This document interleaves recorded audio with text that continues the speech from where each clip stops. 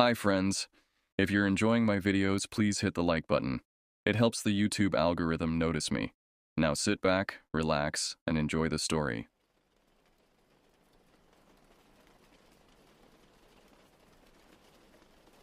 Some of my fondest memories as a child are my mother taking me to Girl Scouts. It's funny how certain things stick out over others. I don't remember the cookies, but I remember my mom meticulously sewing the badges on my uniform, her fingers working with precision despite her arthritis. I'm not sure if specific things persist in my memories more than others because I lost my mother when I was 14, and these were the primary activities we shared, or if it was simply my passion and eagerness for learning as a young girl. Either way, the Girl Scouts has always been a foundational part of my life. The organization became my sanctuary after Mom passed. While other teenagers found solace in rebellion, I immersed myself deeper into structured activities. The troop leaders became surrogate mothers, guiding me through the wilderness of adolescence with the same methodical approach they used to teach us how to navigate actual wilderness. By 16, I was helping with the younger troops, and by 18, I became an official volunteer. Into adulthood, I have remained a consistent volunteer, even though at 32, I haven't yet been blessed with children of my own to share these experiences with. There's something rejuvenating about watching young girls discover their capabilities, seeing their eyes widen with accomplishment when they successfully build their first fire or identify a poisonous plant. It reminds me of myself at their age, and somehow it keeps my mother's memory alive. When people ask why I devote so much time to Girl Scouts, I tell them about the skills it teaches young women: independence, resourcefulness, teamwork. What I don't tell them is about what happened in the Greenvale Forest in 2017. I don't tell them about the incident that left me questioning everything I thought I knew about the natural world. I don't tell them about the girls who spoke of the man in the red cave. I've never put this story down on paper before. Please bear with me as I do my best to recount it accurately. Some details remain vivid, burned into my memory like a brand, while others have become hazy with time and perhaps with my mind's attempt to protect itself. It was supposed to be a standard camping trip. 3 days in Greenvale Forest with Troop 437, consisting of 12 girls aged 9 to 11. I was 24 at the time, one of 4 adult volunteers alongside the troop leader, Rebecca, and 2 mothers. My responsibilities included meal preparation and organizing arts and crafts activities for the girls who weren't comfortable with the more physically demanding aspects of camping. The first day proceeded according to plan. We arrived at noon, set up camp, and spent the afternoon establishing ground rules and boundaries. The Forest Service had marked clear trails, and we emphasized the importance of staying on them. After a dinner of foil packet meals cooked over the campfire, we told mild, spooky stories, nothing too frightening for the younger girls, and were in our tents by 9. The following morning dawned clear and cool, perfect hiking weather. After breakfast, Rebecca led us on what was supposed to be a 2-hour nature hike along the beginner's trail. The girls marched in pairs, chattering excitedly about spotting wildlife and collecting interesting leaves for their nature journals. I brought up the rear, keeping count of heads and occasionally reminding stragglers to keep up. Approximately 45 minutes into the hike, something strange happened. I was watching a red-tailed hawk circling overhead when a sudden pressure built in my ears. The forest sounds, the girls' voices, the rustling leaves, the distant woodpecker, all became muffled, as though I descended underwater. A persistent buzzing filled my head, drowning out everything else. I blinked rapidly, disoriented, pressing my palms against my temples. When the sensation subsided seconds later, I instinctively counted heads. 11. I counted again. Still 11. One was missing. I quickened my pace, moving alongside the line of girls, taking mental attendance. It was Cindy who was missing, a quiet 10-year-old with dark braids who had been reluctant to come on the trip in the first place. I called her name, softly at first, not wanting to alarm the others. When there was no response, I approached Rebecca at the front of the line. "Cindy's missing," I whispered, my voice tight with the beginning threads of panic. Rebecca's expression shifted immediately from relaxed to alert. She instructed the other adults to keep the girls in place while we backtracked. We called Cindy's name, our voices growing increasingly urgent as minutes passed without response. The forest seemed to absorb our calls, the thick canopy muffling our voices. 5 minutes stretched into 10, 10 into 15. Rebecca pulled out the emergency protocols, her hands trembling slightly as she prepared to contact forest rangers. My mouth had gone dry, my heart hammering against my ribs like a trapped animal. I couldn't stop thinking about the statistics I'd read about missing children, how the first 3 hours are crucial, how the chances of finding them diminish with each passing minute. Just as Rebecca was dialing, one of the mothers shouted. There, approximately 30 feet off the trail, was Cindy, walking through a patch of sunlight between the trees. She wasn't running or appearing distressed, just wandering, her head tilted as though listening to something. I sprinted toward her, calling her name. She turned, and I was struck by her expression, not frightened or confused, but oddly serene, almost dreamlike. When I reached her, I dropped to my knees, gripping her shoulders perhaps too tightly as I examined her for injuries. "Cindy, are you okay? What happened? Why did you leave the trail?" The questions tumbled out of me, relief making my voice crack. She blinked at me, that strange smile still playing on her lips. "I'm fine," she said, her voice light and unconcerned. "I was talking to my new friend." "Friend? What friend? There's no one here, Cindy." I looked around, scanning the surrounding trees. "They're gone now," she said, still smiling. "But they told me something important. They warned me about the man in the red cave." A cold sensation spread across the back of my neck. "What man? What red cave?" But Cindy just shrugged, taking my hand as though nothing unusual had occurred. As we walked back to the group, she began humming a tune I didn't recognize, swinging our joined hands. For the remainder of the hike, Cindy stayed unusually close to me, occasionally whispering comments about her friend, and repeatedly mentioning the warning about the man in the red cave. Each time she said it, the hairs on my arms stood on end. I tried to dismiss it as the product of an overactive imagination. Perhaps she'd fallen asleep during our ghost stories and had a vivid dream. But I couldn't shake the feeling that something fundamental had shifted in the forest around us, like reality had briefly thinned, allowing something else to seep through. That night, I lay awake in my sleeping bag, listening to the gentle breathing of the girls and the occasional hoot of an owl. Every time I closed my eyes, I saw Cindy's unsettling smile and heard her words about the man in the red cave. The logical part of my brain offered rational explanations. She'd become momentarily disoriented, wandered off, and invented a story to avoid getting in trouble. Children do this all the time. But another part of me, a primitive part that responds to shadows and unexplained sounds, wouldn't accept this explanation. Cindy had changed after her brief disappearance. The normally reserved girl had become talkative, almost manic, and there was something in her eyes that hadn't been there before, a knowing look that seemed out of place on a child's face. I must have fallen asleep eventually because I awoke to Rebecca shaking my shoulder. It was morning and the campsite was already bustling with activity. I helped prepare breakfast, moving mechanically through the familiar routines while keeping one eye on Cindy. She seemed normal again, quiet and slightly withdrawn, playing with her food rather than eating it. When I had a moment alone with her, I gently asked about what had happened the previous day. She looked at me blankly. "What do you mean?" she asked, genuinely confused. "You wandered off during the hike yesterday," I reminded her. "You said someone warned you about a man in a red cave." Cindy frowned, shaking her head. "I don't remember that," she said, and her confusion seemed authentic. I didn't push it. The remainder of the camping trip proceeded without incident, and by Sunday afternoon, we were packing up to return home. As we loaded the last of the gear into the vans, I found myself scanning the tree line, half expecting to see someone watching us. But there was nothing, just the wind stirring the leaves and the distant call of birds. For weeks afterward, I found myself thinking about the incident.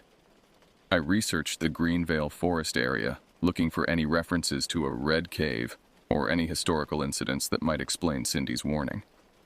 I found nothing conclusive, just vague mentions in local forums about hikers occasionally feeling watched in certain areas of the forest.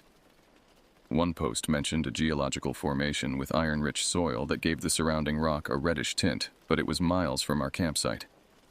As months passed, the memory began to fade. I reasoned that Cindy had simply experienced a brief episode of confusion, perhaps triggered by dehydration or low blood sugar. I continued my volunteer work with the Girl Scouts, leading other camping trips to different locations without incident. But I never suggested returning to Greenvale Forest. And whenever I found myself in wooded areas, I couldn't help scanning the tree line, looking for movement that didn't belong, straining to hear voices that shouldn't be there. 5 years passed. I changed jobs, moved to a different part of the city, dated unsuccessfully, and continued volunteering. The incident with Cindy became a strange anecdote I occasionally considered sharing at campfires before thinking better of it. Until 2022, when circumstances brought me back to Greenvale Forest. The decision to return to Greenvale wasn't mine. The troop had a new leader, Valerie, who had selected the location based on its facilities and proximity to the city. When I saw the itinerary, my stomach tightened instinctively, but I couldn't articulate a logical reason to change venues. What would I say? 5 years ago, a girl wandered off and came back talking about a man in a red cave. It sounded ridiculous even to me, so I found myself loading camping gear into vans on a Friday afternoon in June, trying to ignore the apprehension building in my chest. It's just a forest, I told myself. One of the most popular camping spots in the state. Thousands of people visit annually without incident. Yet as we drove through the entrance gates, the tall pines looming on either side of the dirt road, I couldn't shake the feeling that the forest recognized me, that it had been waiting for my return. We were assigned a different campsite than before, but the general area was the same. As we set up tents and organized supplies, I found myself constantly looking over my shoulder, scanning the trees for what? I didn't know. When one of the girls asked why I seemed nervous, I forced a smile and blamed it on forgetting to pack enough socks. That first day passed uneventfully. We hiked a different trail than the one where Cindy had disappeared, ate dinner, and gathered around the campfire for stories and songs. I began to relax, thinking perhaps my anxiety was unfounded. The forest was just a forest, ancient and indifferent to our presence. As night fell and the girls retired to their tents, I volunteered for the first watch. It was standard practice to have at least one adult awake at all times during overnight trips. I sat by the dying embers of the fire, a thermos of coffee beside me, listening to the night sounds of the forest. The moon was nearly full, casting silvery light through the gaps in the canopy and creating pools of brightness on the forest floor. In the distance, an owl called, its voice carrying clearly in the still air. I checked my watch. 11:42 p.m. My shift would end at 2 a.m. when Valerie would take over. I must have dozed off because I jerked awake suddenly, disoriented. The fire had died completely, and the temperature had dropped. I checked my watch. 1:17 a.m. Something had woken me, but I wasn't sure what. Then I heard it. The soft crunch of footsteps on pine needles. I turned, expecting to see Valerie coming to relieve me early, but instead saw a small figure moving between the tents. One of the girls was awake and walking around the campsite. I recognized her as Isabel, an 8-year-old on her first overnight trip. "Isabel," I called softly, not wanting to wake the others. "What are you doing up?" She turned toward me, and in the moonlight I could see her expression was vacant, her eyes unfocused as though sleepwalking. I approached her carefully, knowing it could be dangerous to startle a sleepwalker. "Isabel, honey, you should be in bed," I said gently, reaching for her hand. She looked at me then, and her eyes suddenly focused. "I can't sleep," she said, her voice small but clear. "Are you not feeling well?" I asked, kneeling to her level. "I keep having bad dreams," she replied, rubbing her eyes. "My friend keeps waking me up." A cold weight settled in my stomach. "Your friend?" I asked, trying to keep my voice steady. "Do you mean one of the other girls?" She shook her head. "No, my new friend. The one who whispers when everyone's asleep." My throat constricted. "What does your friend whisper about, Isabel?" "They say I need to go see the man in the red cave." The words hit me like a physical blow. For a moment I couldn't breathe, couldn't think. The exact phrase Cindy had used 5 years earlier, spoken by a different child who hadn't even been present during the first incident. "Who is this friend, Isabel?" I managed to ask, my voice barely audible. She frowned, struggling to articulate something beyond her vocabulary. "They're everywhere," she finally said. "In the trees, in the ground. They talk when no one's listening." I took her hand, which felt cold despite the mild night.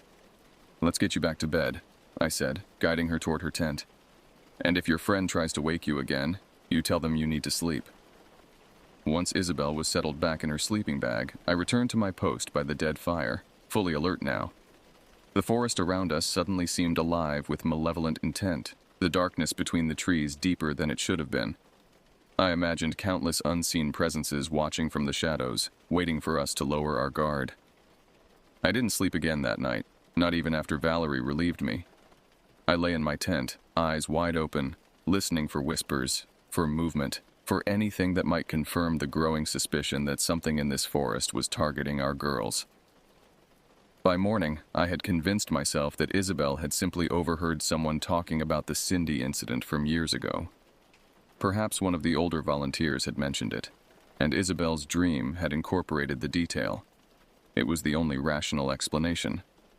But I knew, with a certainty that defied reason, that I would never return to Greenvale Forest after this trip.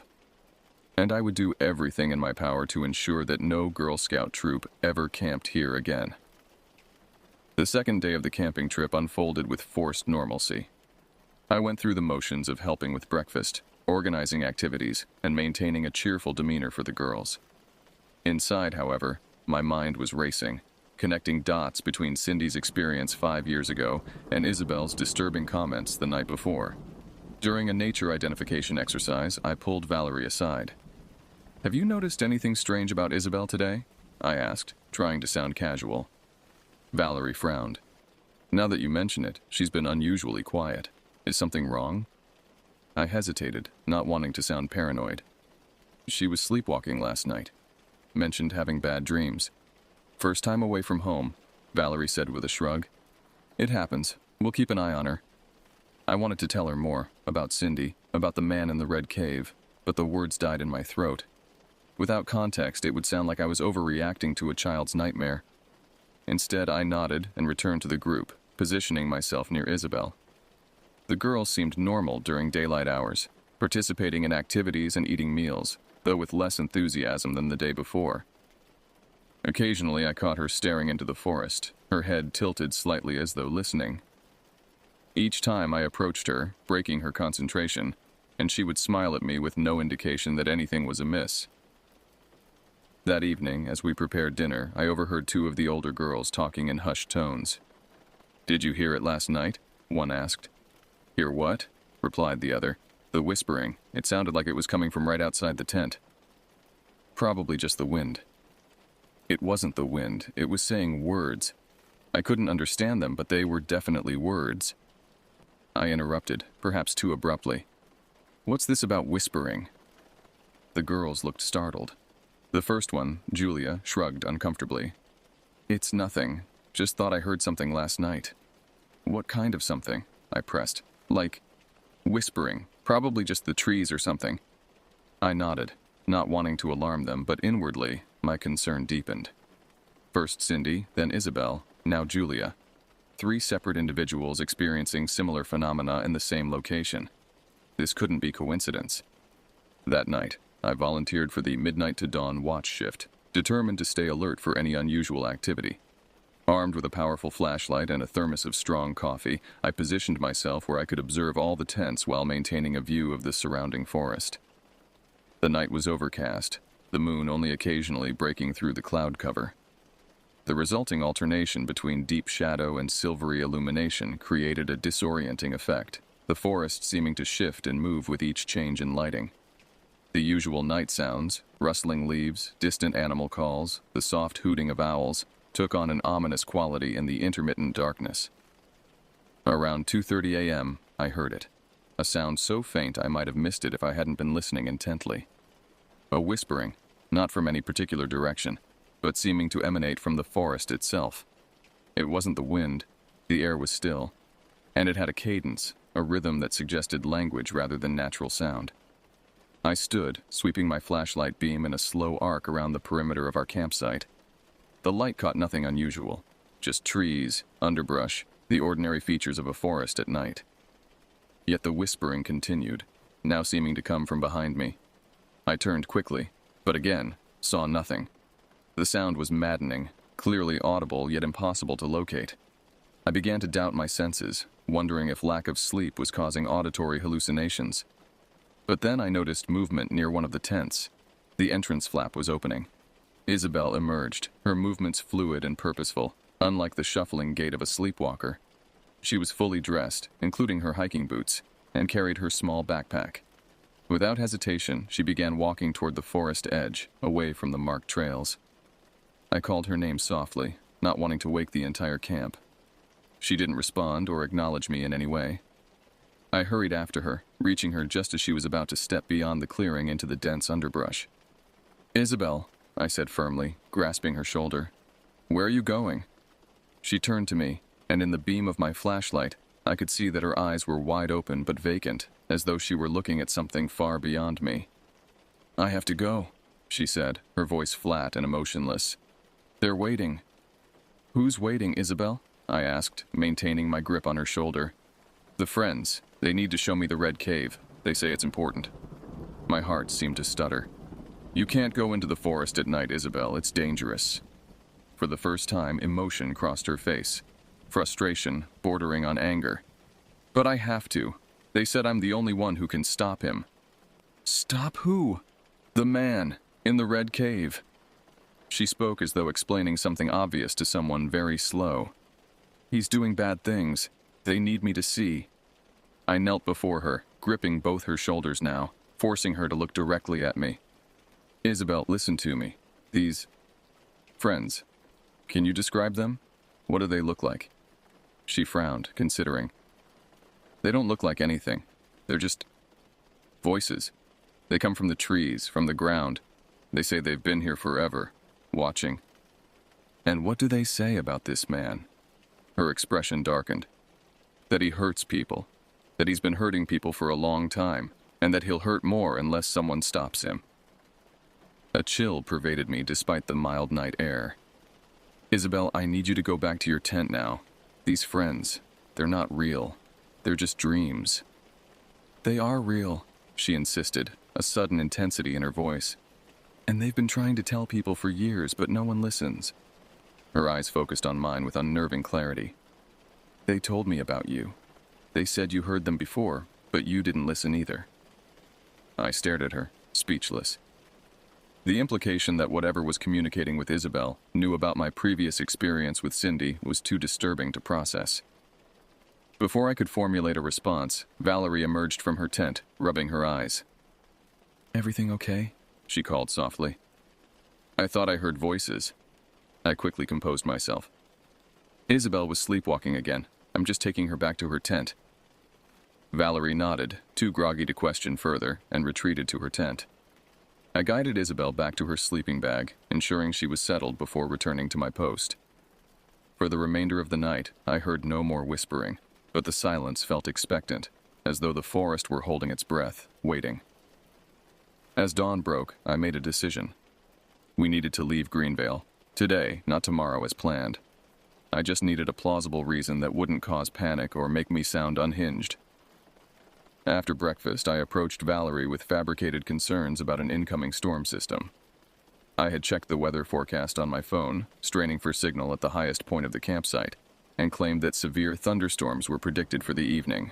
It wasn't entirely untrue. There was a 30% chance of rain, but I exaggerated the severity considerably. Valerie was reluctant at first.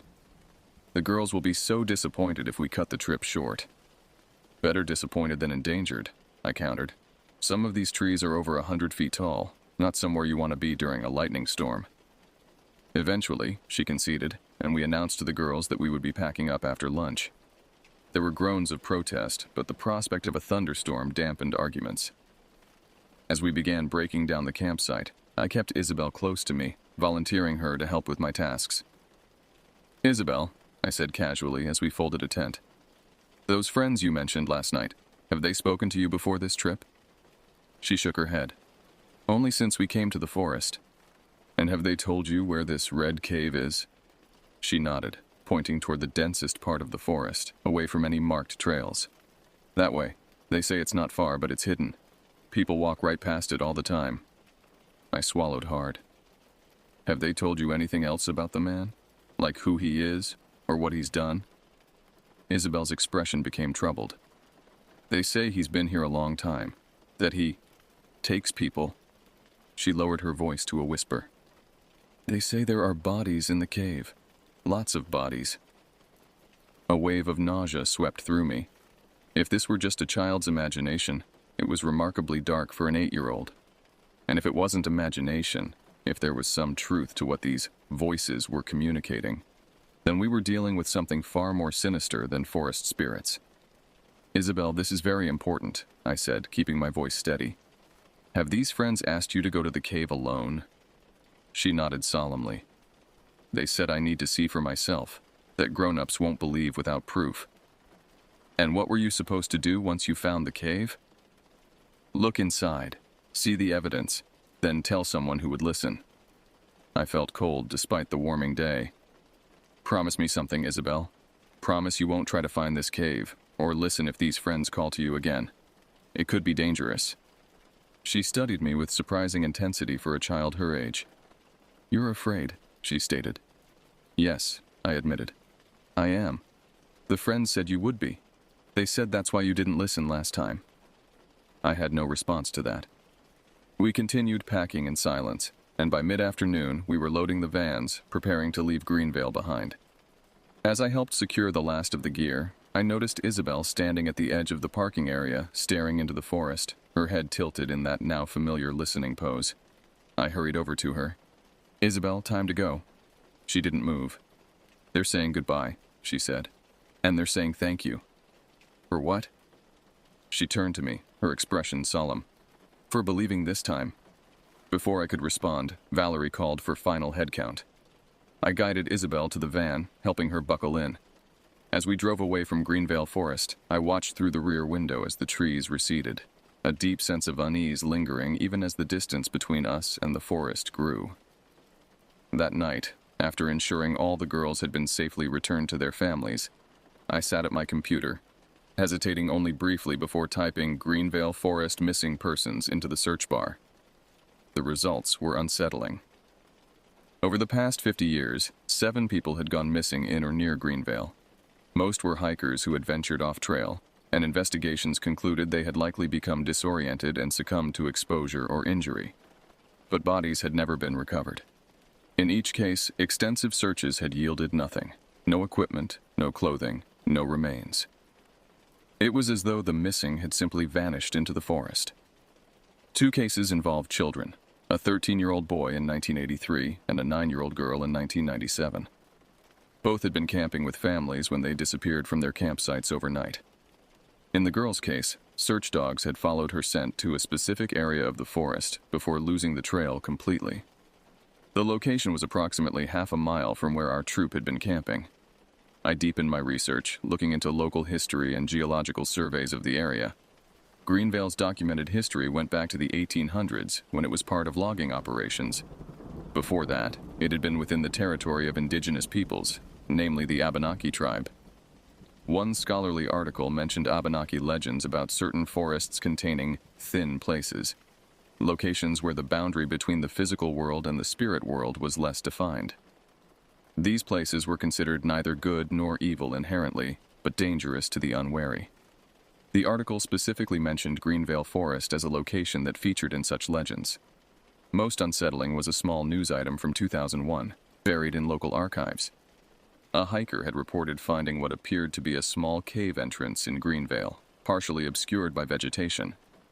The interior walls had a distinctive reddish tint due to iron oxide deposits. According to the report, the hiker had observed what looked like scratch marks on the inner walls but had not ventured far inside due to the narrow entrance.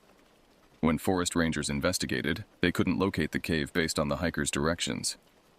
I sat back, processing this information. A red cave that officially didn't exist, multiple disappearances over decades, indigenous legends about thin places, and now 2 separate children, 5 years apart, hearing voices warning them about the man in the red cave. My rational mind insisted there must be a logical explanation. Perhaps Isabel had overheard someone talking about Greenvale's history or previous disappearances. Maybe there was a local urban legend about a red cave that had permeated camping culture, passing from child to child like a game of telephone.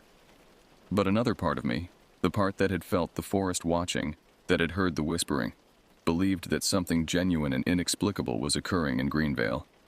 that the forest itself, or something within it, was trying to communicate. And if that was true, what was I supposed to do about it?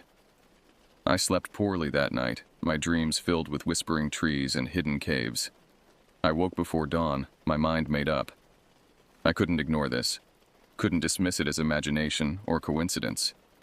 There were too many connections, too many similar elements across separate incidents. If something was happening in Greenvale Forest, something that had resulted in disappearances spanning decades, I had a responsibility to investigate.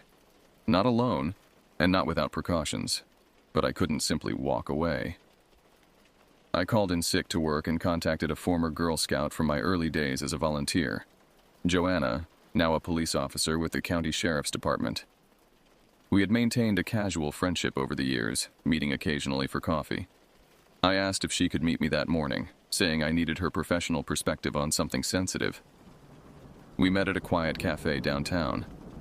After some initial small talk, I laid out everything.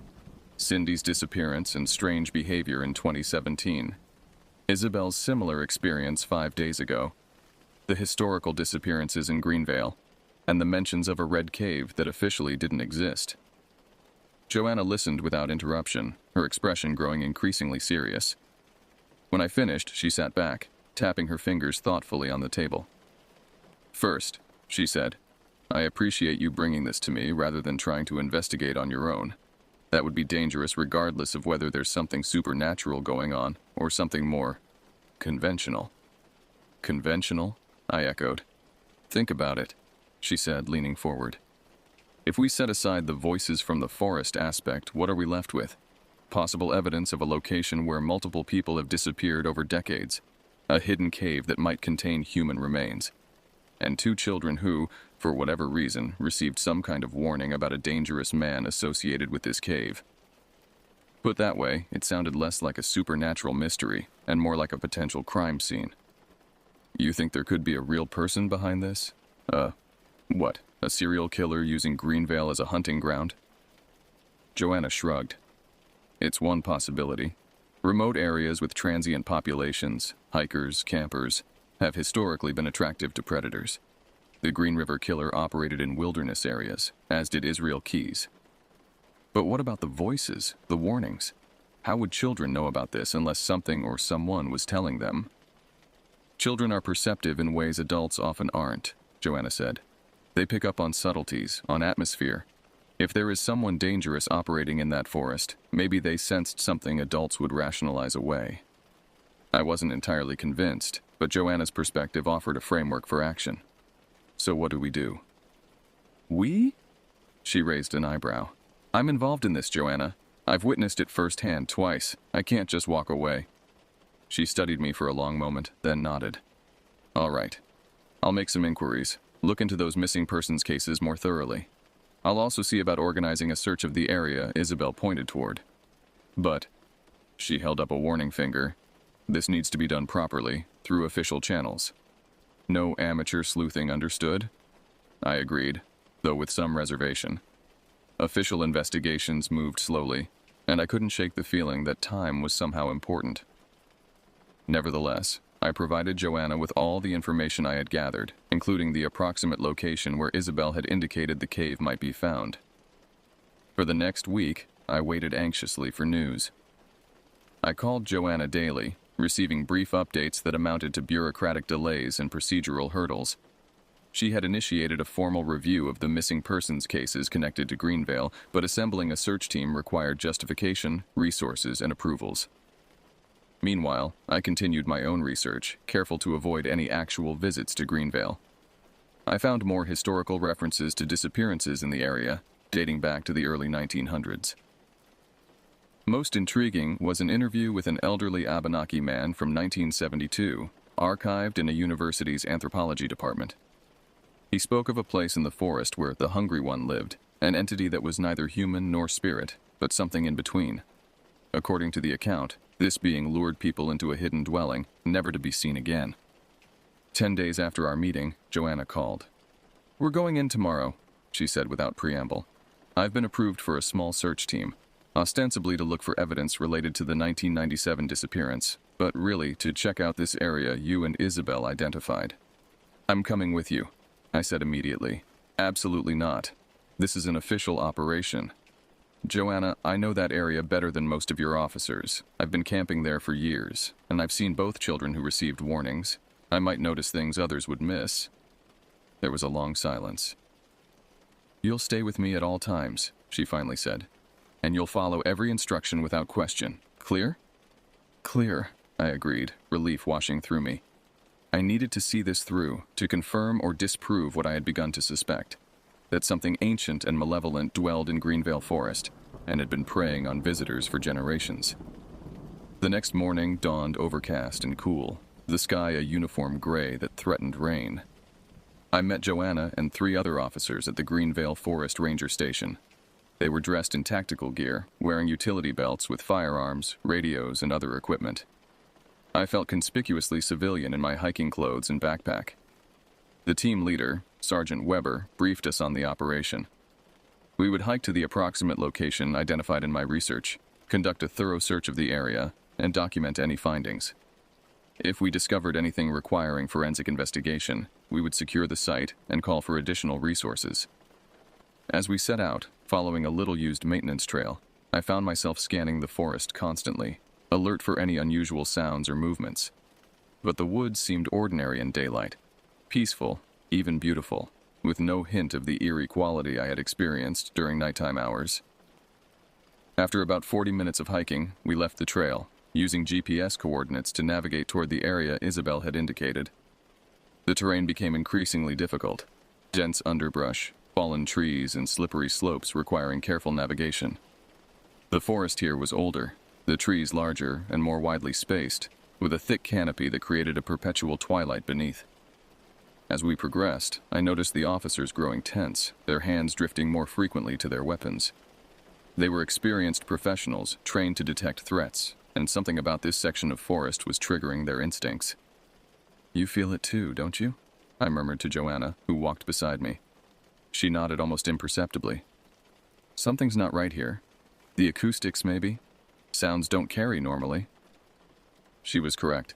Despite 5 people moving through underbrush, our sound seemed muffled, contained within a small radius around each of us. Even our voices didn't project as they should have. We reached a small clearing dominated by a massive oak tree, its trunk gnarled and twisted with age. The officers spread out in a search pattern, methodically examining the surrounding area. I stayed near the oak, studying its unusual shape.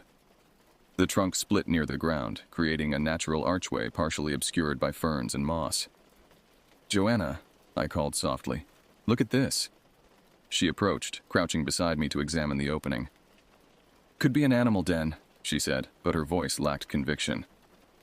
I pointed to marks on the inner surface of the arch, linear grooves that couldn't have been created by natural processes. Those look like tool marks. Joanna activated her radio, calling the other officers to our position. As they gathered, she directed her flashlight into the opening. The beam illuminated a narrow passage extending downward at a steep angle. The walls gleamed damp and reddish in the light. Iron oxide deposits, one of the officers commented. Gives it that red color. The red cave. We had found it. Sergeant Weber made a quick decision. Peters, radio for backup and forensics. Tell them we found a potential site of interest. He turned to Joanna and another officer. We'll conduct an initial assessment, document the entrance, and secure the perimeter. No one goes inside until backup arrives. I should have been relieved. We had found what we came for, and professionals would handle the investigation from here. But something felt unfinished, urgent. The forest had gone completely silent. No birds, no insects, not even the whisper of wind through leaves. While the officers busied themselves with equipment and radio calls, I found myself drawn to the oak tree. Placing my palm against its rough bark, I closed my eyes, feeling oddly compelled to establish some kind of connection. For a moment, nothing happened. Then, so faintly I might have imagined it, I heard whispering, not in my ears, but directly in my mind. Fragmented phrases, urgent warnings. Beware. Still here. Hungry. Must see. Must understand. Show them. Evidence. I opened my eyes, disoriented. The voices, if they were voices and not my imagination, seemed to be urging me toward the cave entrance. urging me to look, to witness, to gather evidence before it was too late. I glanced at the officers. They were preoccupied with establishing a perimeter, their attention directed outward.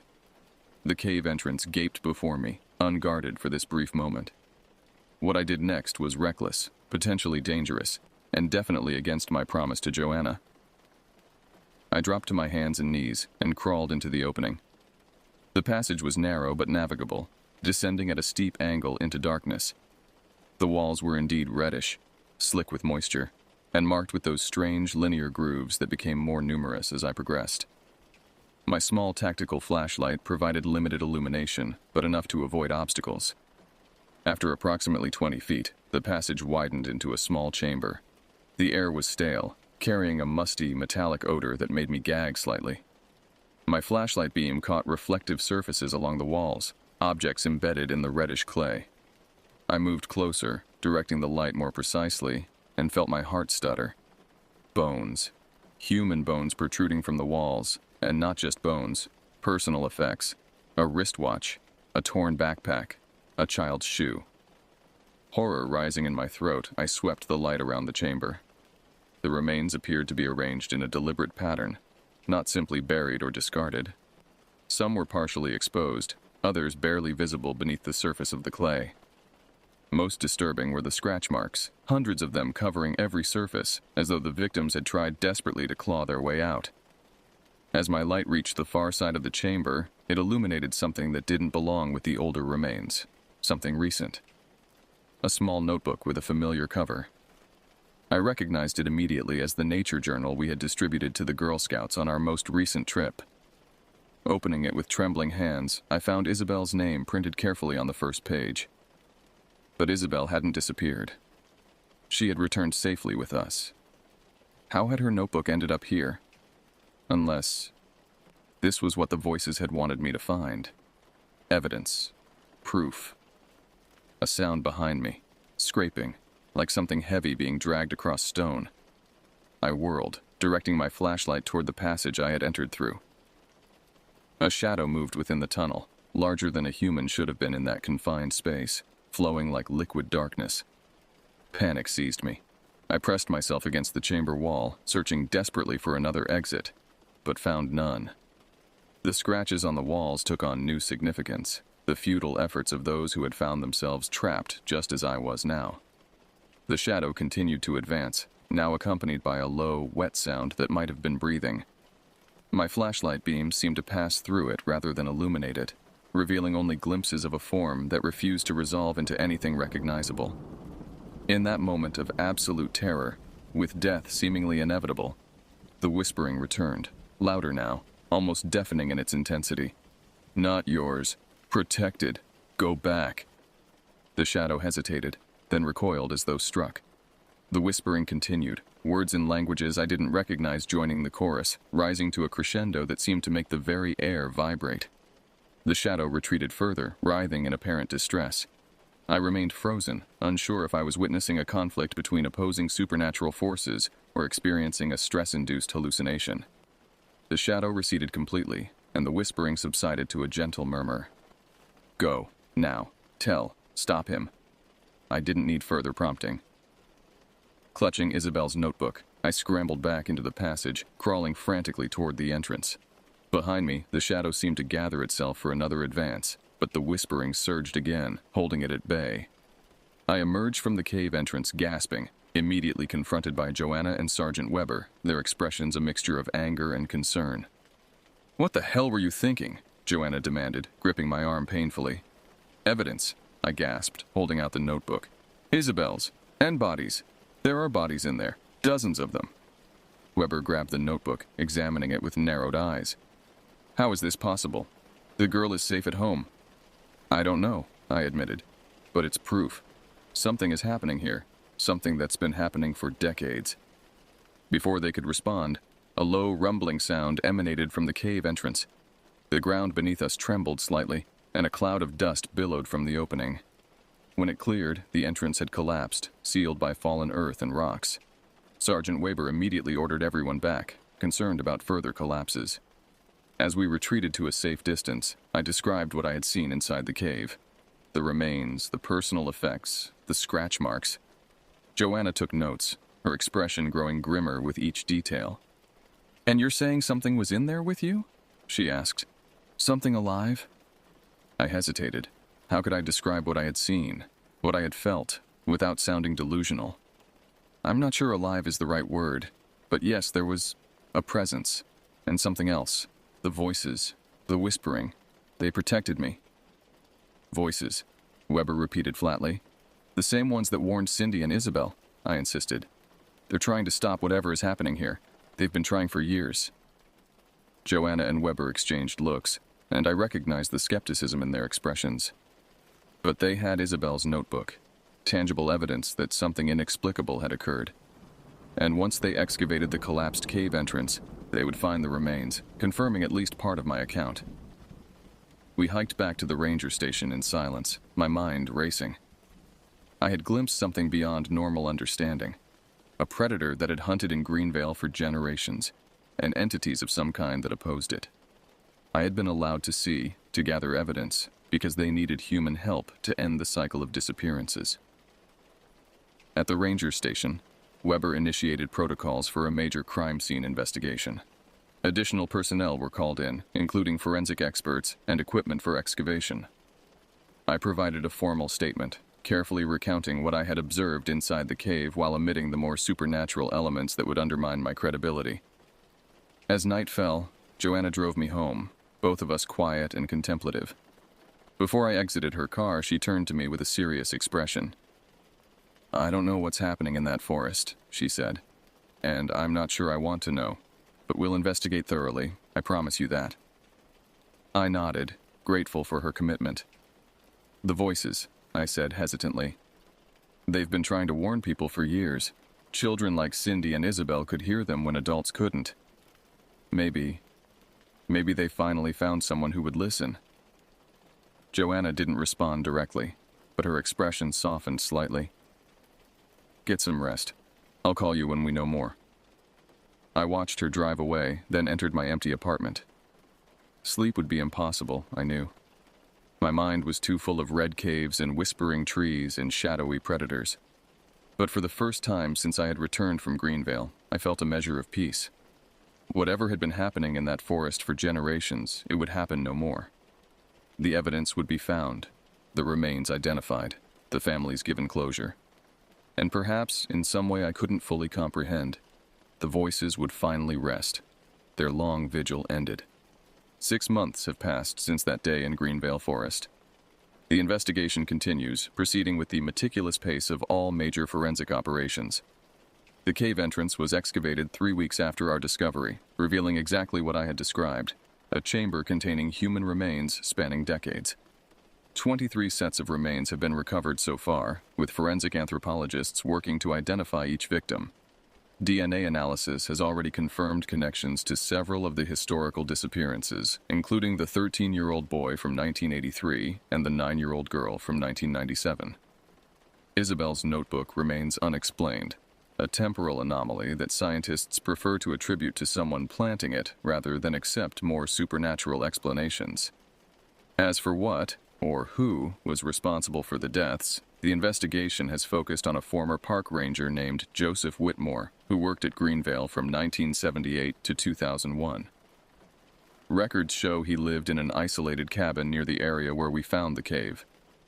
After his retirement, he disappeared, supposedly moving to Arizona, but no records of his existence can be found after 2001. Investigators are pursuing the theory that Whitmore was a serial killer who used his knowledge of the forest to abduct and murder visitors, then concealed their remains in the cave. It's a tidy explanation, fitting the evidence while avoiding uncomfortable questions about whispering forests and shadowy entities. I've accepted it publicly, nodding along during briefings and interviews, providing details that support the narrative. But privately, I know there was something more in that forest. Something older and more malevolent than a human killer. Something that had hunted long before Joseph Whitmore arrived and might have continued hunting long after he departed. I believe that Whitmore may have been influenced by this entity, perhaps possessed by it, becoming its instrument in the physical world. And I believe that the forest itself, or spirits within it, had been trying to end the killings for generations, using the only means available, reaching out to minds open enough to hear them, trying to guide someone to the evidence that would expose the truth. I haven't returned to Greenvale Forest. The area around the cave remains cordoned off as an active crime scene, and my presence would only complicate the investigation. But sometimes, on quiet nights, when the wind moves through the trees outside my window, I think I hear whispering, faint, almost imperceptible, but carrying a sense of gratitude. I've continued my work with the Girl Scouts, finding healing and guiding young women through experiences that build confidence and resilience. I've become particularly attentive to the quiet ones, the dreamers who stare into the distance as though listening to voices others can't hear. They're the sensitive ones, the ones who might sense truths hidden from the rest of us. Cindy graduated high school this year. She has no memory of her strange experience in the forest, or at least claims not to. Isabel has become more outgoing since our camping trip, showing an interest in nature and conservation that her parents attribute to her Girl Scout activities. Neither girl knows about the investigation, the cave, or the recovered remains. I hope they never need to. As for me, I've developed a more nuanced relationship with fear. I no longer see it as something to be avoided, but as a warning system that sometimes detects threats beyond our rational understanding. The forest taught me that there are thin places in the world where different realities brush against each other, places where ancient forces still move, still communicate with those willing to listen. I don't speak of this publicly. The official explanation satisfies the authorities and comforts the families of the victims. A human killer, no matter how monstrous, is comprehensible in a way that older, stranger threats are not. We can analyze his methods, understand his motivations, ultimately reduce him to something manageable within our worldview. But I know what I experienced in that red cave. I know what saved me when death seemed certain. And I know that when I walk through forests now, I listen more carefully to the whispers among the trees, attentive to warnings that might come from places beyond ordinary understanding. Some nights, I dream of that massive oak tree with its twisted trunk and natural archway. In the dreams, I place my hand against its bark and feel the slow, steady pulse of something ancient and watchful. And I hear words, clear as spoken language. Thank you. For listening. For seeing. For stopping. I always wake from these dreams with a profound sense of peace, knowing that sometimes the most important role we can play is simply to bear witness, to acknowledge truths others cannot or will not see, and to act on that knowledge with courage and conviction. The Red Cave is sealed now, its secrets exposed to light after decades of darkness. Whatever hunted in Greenvale Forest hunts no more. But the whispers continue, carried on the wind, reminding us that we are never truly alone in this world, that eyes watch and voices speak from the liminal spaces between what we know and what we sense. And sometimes, if we listen carefully enough, they guide us toward truths that might otherwise remain hidden forever.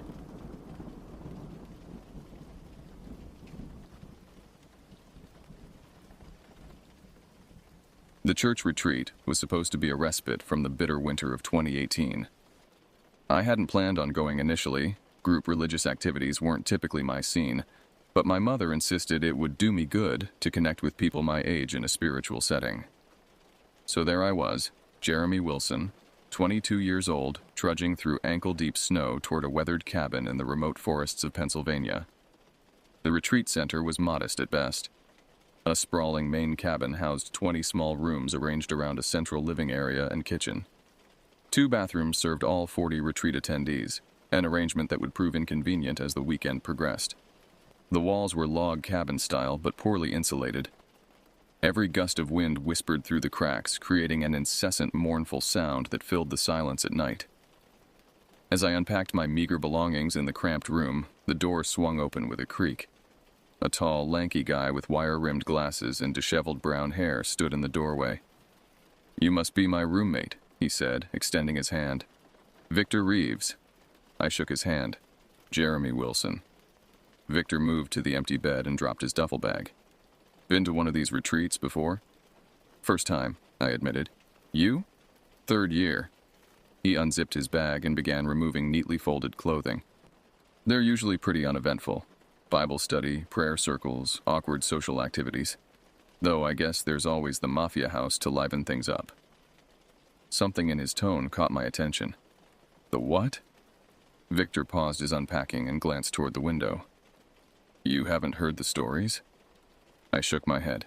Come here. He motioned me toward the small window at the far end of our room. I followed, curious.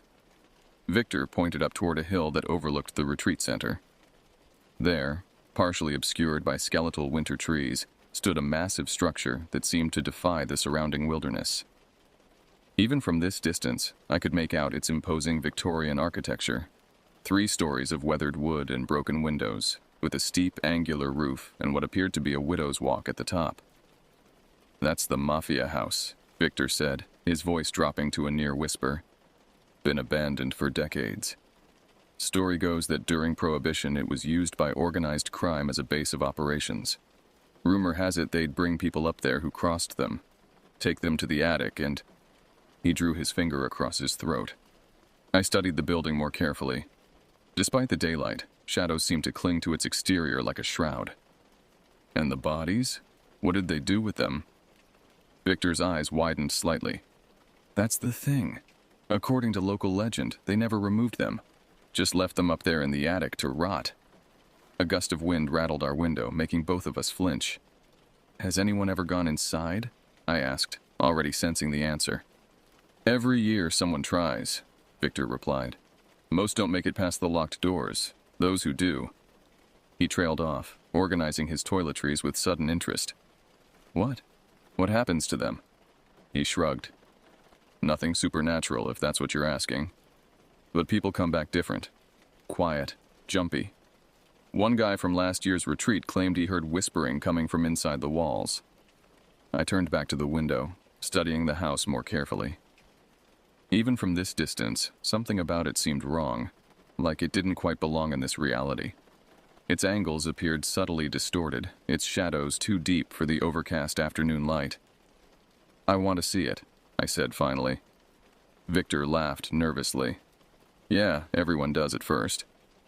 The sound of a bell interrupted our conversation. Dinner was ready.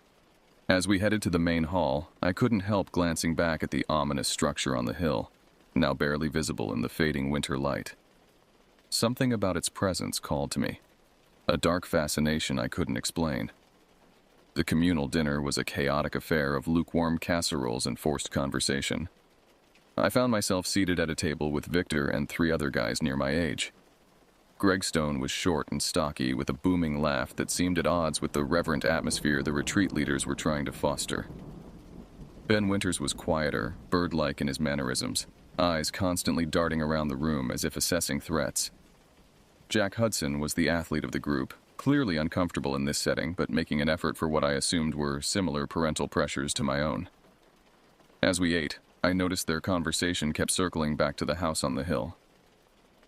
My cousin's friend went in there back in '09, Greg was saying between bites of undercooked pasta. Said he found old newspapers from the 1920s scattered everywhere. Headlines about missing persons. That's nothing, Jack countered. My brother's roommate in college grew up around here. He said they used to dare each other to spend the night in that place. Only one kid ever made it until morning. Claimed he heard footsteps pacing all night long in rooms that were empty. Did anyone ever find any remains? I asked, thinking back to Victor's comment about bodies in the attic. The table fell silent for a moment. Ben leaned forward, lowering his voice. A few years back, some local kids broke in through a basement window. They were just looking for a place to drink, but they found something in the attic, something that made them run all the way back to town without stopping. What was it? I pressed. Ben glanced around nervously. They wouldn't say exactly, but one of them had to be institutionalized afterward, kept talking about the hanging man who blinks. A chill worked its way up my spine. Not from fear of the supernatural, I didn't believe in ghosts, but from the tangible sense of history and violence that seemed to emanate from the place. Real horrors committed by real people were far more disturbing than any fabricated paranormal tale. We should check it out, I suggested, surprising myself with my eagerness. The reaction was mixed. Greg's eyes lit up with excitement, while Ben looked as if I'd suggested we juggle venomous snakes. Jack and Victor exchanged glances, weighing their bravado against their better judgment. When? Greg asked, Why not tomorrow night? I suggested. After the evening prayer service. Everyone will be occupied with that social bonfire thing. I'm in, Greg declared immediately. Jack nodded slowly. Yeah, all right. Could be interesting. Ben fidgeted with his napkin. I don't know, guys. Pastor Williams specifically mentioned staying away from that place during orientation. All the more reason to go, Jack retorted. They wouldn't make such a big deal about it if there wasn't something worth seeing. Victor remained silent, studying me with an expression I couldn't quite read. As dinner concluded and we dispersed for evening activities, an older retreat attendee named William Porter approached our group. He was in his 60s, with deep lines etched around his eyes and a perpetual frown that suggested decades of disapproval. Couldn't help overhearing your conversation, boys, he said, his weathered hand gripping my shoulder with surprising strength. That house isn't for playing around in. We were just talking, sir, Ben assured him quickly. William's eyes narrowed. I've been coming to these retreats for 15 years. Every few years, some young folks get it in their heads to explore that place. Never ends well. Did you ever go inside? I asked, unable to contain my curiosity. His expression darkened further. Once, 1985. I was younger than you all. Thought I was invincible. He paused, his gaze drifting toward the windows. Found evidence of terrible things in that house. Things that showed me the depths of human depravity. Like what? Greg pressed. William shook his head. Some knowledge isn't worth acquiring, son. Stay away from that place. It's not the building itself that's dangerous. It's what it does to your mind. Makes you see things differently. Makes you question what you thought you knew about good and evil. With that cryptic warning, he walked away, leaving us in uncomfortable silence. That night, as the retreat center settled into quiet, I lay awake listening to Victor's steady breathing from the opposite bed. Through our small window, I could see the silhouette of the Mafia house against the starlit sky. A single point of light, what seemed to be a reflection of the moon in one of the upper windows, winked at me like a knowing eye. I told myself it was just my imagination when that light appeared to move, drifting slowly from one window to another before disappearing altogether. The next day passed in a tedious blur of scripture readings and team-building exercises. Throughout the mandatory activities, my mind kept wandering to the house on the hill. During a particularly dull discussion about the Book of Revelations, I sketched the imposing structure in my notebook, adding details I recalled from my window observations. The ornate trim around the roofline, the boarded-up first-floor windows, the strange cupola at the very top that seemed to watch over the property like a sentinel. You're obsessed, Victor whispered, glancing at my drawing. Maybe I was. Something about the house called to me in a way I couldn't articulate. It wasn't just adolescent rebellion or the thrill of breaking rules. The house represented something unfinished, a story interrupted, secrets preserved in silent rooms. I needed to see inside to understand what had happened there.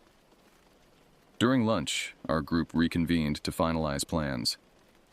I did some asking around, Greg announced, sliding onto the bench beside me. That old guy from last night, William Porter? People say he hasn't been the same since he went into that house back in the 80s. Used to be some hotshot lawyer in Philadelphia. After visiting the house, he quit his practice, gave away most of his money, and now he just travels between church events warning people about sin and judgment. That's not exactly a ringing endorsement for exploration, Ben noted nervously. Jack shrugged. Could be coincidence. Maybe he just had a midlife crisis. There's a woman who works in the kitchen, Greg continued, lowering his voice. She's lived in the area her whole life. Says the house belonged to a family named Russo in the 1920s. They were supposedly connected to bootlegging operations during Prohibition. The story goes that the family patriarch, Anthony Russo, disappeared in 1928 along with 4 of his associates. His wife claimed they went on a business trip, but they were never seen again. So the Mafia didn't own it? I asked, confused. Not exactly, Greg explained. The Russos were the Mafia, or at least connected to them. After Anthony disappeared, his brother took over the house. That's when things supposedly got dark. Local people started disappearing. There were rumors about torture, about bodies buried on the property or hidden in the walls. In the walls, Victor repeated skeptically. Greg nodded. The kitchen lady says the house was raided by federal agents in 1932. They never found any bodies, but they did discover a room in the attic with chains bolted to the walls and floor drains installed. The house was abandoned after that, but no one would buy it because of its reputation. I absorbed this information, the house becoming more intriguing with each revelation. This wasn't just teenage folklore or religious superstition. There was actual history here, dark and tangible. "We'll need flashlights," I said decisively. "Good ones. The power's obviously been off for decades." "I've got 2 high-beam LED lights," Jack offered. "Battery-powered, no need for outlets." "What about the doors? They're probably locked," Ben said. Victor cleared his throat. "There's supposedly a cellar entrance around back. Might be our best bet." Our planning was interrupted by Pastor Williams announcing afternoon activities. As we dispersed, Jack pulled me aside. "You're really into this, aren't you?" he observed. I hesitated before answering. "I can't explain it. I just feel like I need to see inside that place." Jack studied me for a moment. "Just be careful. Places like that, they have weight to them. History. Sometimes that weight can press down on you until you can't breathe." His words stayed with me through the afternoon's activities, through dinner and into the evening service.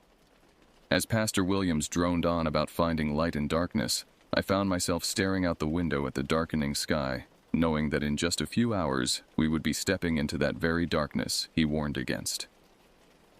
After the service, as most of the retreat attendees gathered around a bonfire for hot chocolate and worship songs, our group of 5 slipped away toward the path leading up the hill. The night was clear and cold, our breath forming clouds in the freezing air. Jack distributed flashlights to me and Greg, while Ben and Victor shared a third light between them. "We should stay together," Ben suggested, his voice trembling slightly. "No splitting up no matter what." We all nodded in agreement, though I suspected our pact would be tested before the night was through. The path to the house was poorly maintained, overgrown with thorny bushes that scratched at our jeans and jackets. As we climbed, I noticed the sounds of the retreat. Singing, laughter, crackling fire, growing fainter until they were swallowed by the pressing silence of the forest. When we finally emerged from the tree line, the Mafia house loomed before us in all its decaying grandeur. Up close, its deterioration was more apparent. Peeling paint, rotting wood, missing shingles. Yet there was something undeniably majestic about its design, a testament to wealth and power long since faded. We circled the perimeter cautiously, testing windows and doors, finding each one either boarded shut or locked from within. The front entrance, once grand with its double doors and ornate glass panels, was secured with heavy chains and a rusted padlock. "This is pointless," Ben muttered after our third attempt at entry. "Place is sealed tight. Maybe we should head back." "Wait," Victor called from around the side of the house. "I think I found something." We hurried to join him at a small, slanted door at ground level, clearly an entrance to the cellar or basement. Unlike the other access points, this door appeared to have been tampered with recently. The padlock that once secured it hung broken on a corroded hasp. "Someone's been here," Jack observed. "Recently?" I asked, examining the broken lock. "Hard to tell," Victor replied. "Could have been weeks ago, could have been years." Greg reached for the handle. Only one way to find out. The door resisted at first, then gave way with a groan that seemed inappropriately loud in the silent night. Stale air rushed out, carrying the unmistakable odor of mold, rot, and something else, something metallic and vaguely familiar that I couldn't immediately place. Our flashlight beams cut through the darkness, revealing concrete stairs descending into absolute blackness. The beams seemed weak against that darkness, as if the very air in the basement absorbed light. Ben took a step backward. "I don't like this." "We've come this far," Jack reasoned, though I detected hesitation in his voice as well. I moved forward, placing my foot on the first step. "I'm going in. Anyone who wants to back out can wait here." Greg joined me immediately. After a moment's hesitation, Jack followed. Victor and Ben exchanged glances.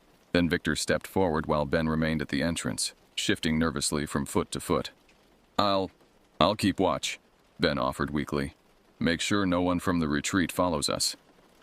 None of us called him on the transparent excuse. With a final glance back at the retreat center twinkling in the distance, I descended into the darkness of the Mafia house, unaware that I was crossing a threshold from which I would never fully return. The basement stairs creaked ominously beneath our weight, each step threatening to collapse after decades of neglect. Our flashlight beams bounced wildly off the concrete walls, creating a disorienting strobe effect that made it difficult to process what we were seeing. The air grew thicker as we descended, heavy with dust, and that peculiar metallic smell I still couldn't identify. "Watch your step," I cautioned, noticing the uneven ground at the bottom of the stairs. We had entered a large open area that appeared to have once served as a laundry and storage space. An ancient boiler dominated one wall, its rusted pipes sprawling across the ceiling like metal veins. Shelves lined the perimeter, sagging under the weight of decaying cardboard boxes and glass jars filled with unidentifiable contents that had long since turned to sludge. "This place is huge," Greg whispered, his voice echoing slightly despite his attempt at quiet. He was right. The basement extended far beyond what would be expected for a normal residence, suggesting the house above was even larger than it appeared from outside. Multiple doorways led off from the main area, hinting at a labyrinthine underground structure. We moved slowly through the space, our flashlights revealing decades of accumulated debris. In one corner, a pile of rotting fabric, once fine clothing, judging by the visible buttons and zippers, lay in a moldering heap. Nearby, empty bottles of various liquors, their labels long since disintegrated, suggested wild parties or serious drinking had once taken place here.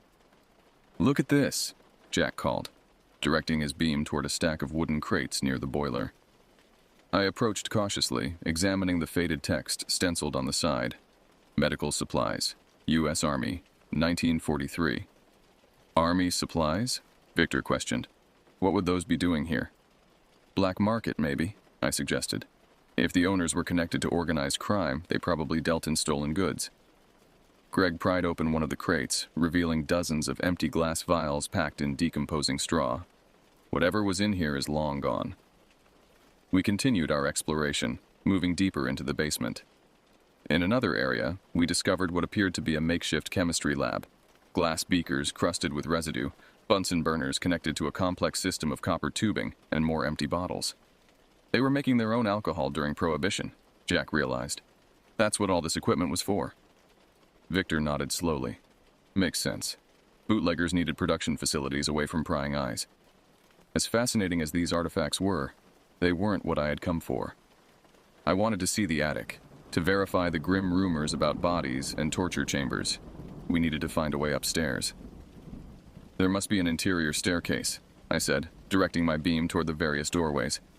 We began checking each one methodically. The first led to a small room filled with coal. The second opened into what appeared to be a root cellar, with empty shelves and hooks hanging from the ceiling that might once have held cured meats. The third door was locked, unusual for an interior basement door. "Should we try to break it down?" Greg suggested. Before anyone could answer, a loud crash echoed from the entrance to the basement, followed by the sound of rapid footsteps on the stairs. "Ben?" Jack called out, swinging his flashlight toward the stairwell. There was no response, only the fading sound of someone, presumably Ben, running away from the house. "What happened?" Victor asked, voice tight with sudden anxiety. "Don't know," I replied. "Maybe something spooked him." "Or someone," Greg added ominously. We fell silent, listening intently. The basement had gone completely quiet except for the occasional drip of water from somewhere in the darkness and the subtle settling of the old house around us. "Should we go after him?" Victor suggested. I shook my head. "He probably just got scared and ran back to the retreat. Let's keep looking for a way upstairs." The fourth doorway finally revealed what we were seeking, a narrow staircase leading up to the main floor of the house. Unlike the utilitarian concrete of the basement, these stairs were wooden, once finely crafted, but now rotting and dangerous. "We should test each step before putting our full weight on it," Jack cautioned. I went first, placing my foot gingerly on the first step. It creaked but held. The second and third steps were similar. On the fourth step, my foot broke partially through the rotten wood, causing me to stumble. "You okay?" Greg asked, reaching out to steady me. "Fine," I assured him, extracting my foot from the splintered wood. "Just need to be more careful." We continued our ascent, testing each step meticulously. About halfway up, Victor stopped suddenly. "Did you hear that?" he whispered. We all froze, listening. At first, I heard nothing. Then, faintly, a sound drifted down from above, the unmistakable cadence of footsteps pacing back and forth across the floor above us. "That's not possible," Jack breathed. "There's no one else here." "Maybe Ben came back another way?" Greg suggested, though his voice lacked conviction.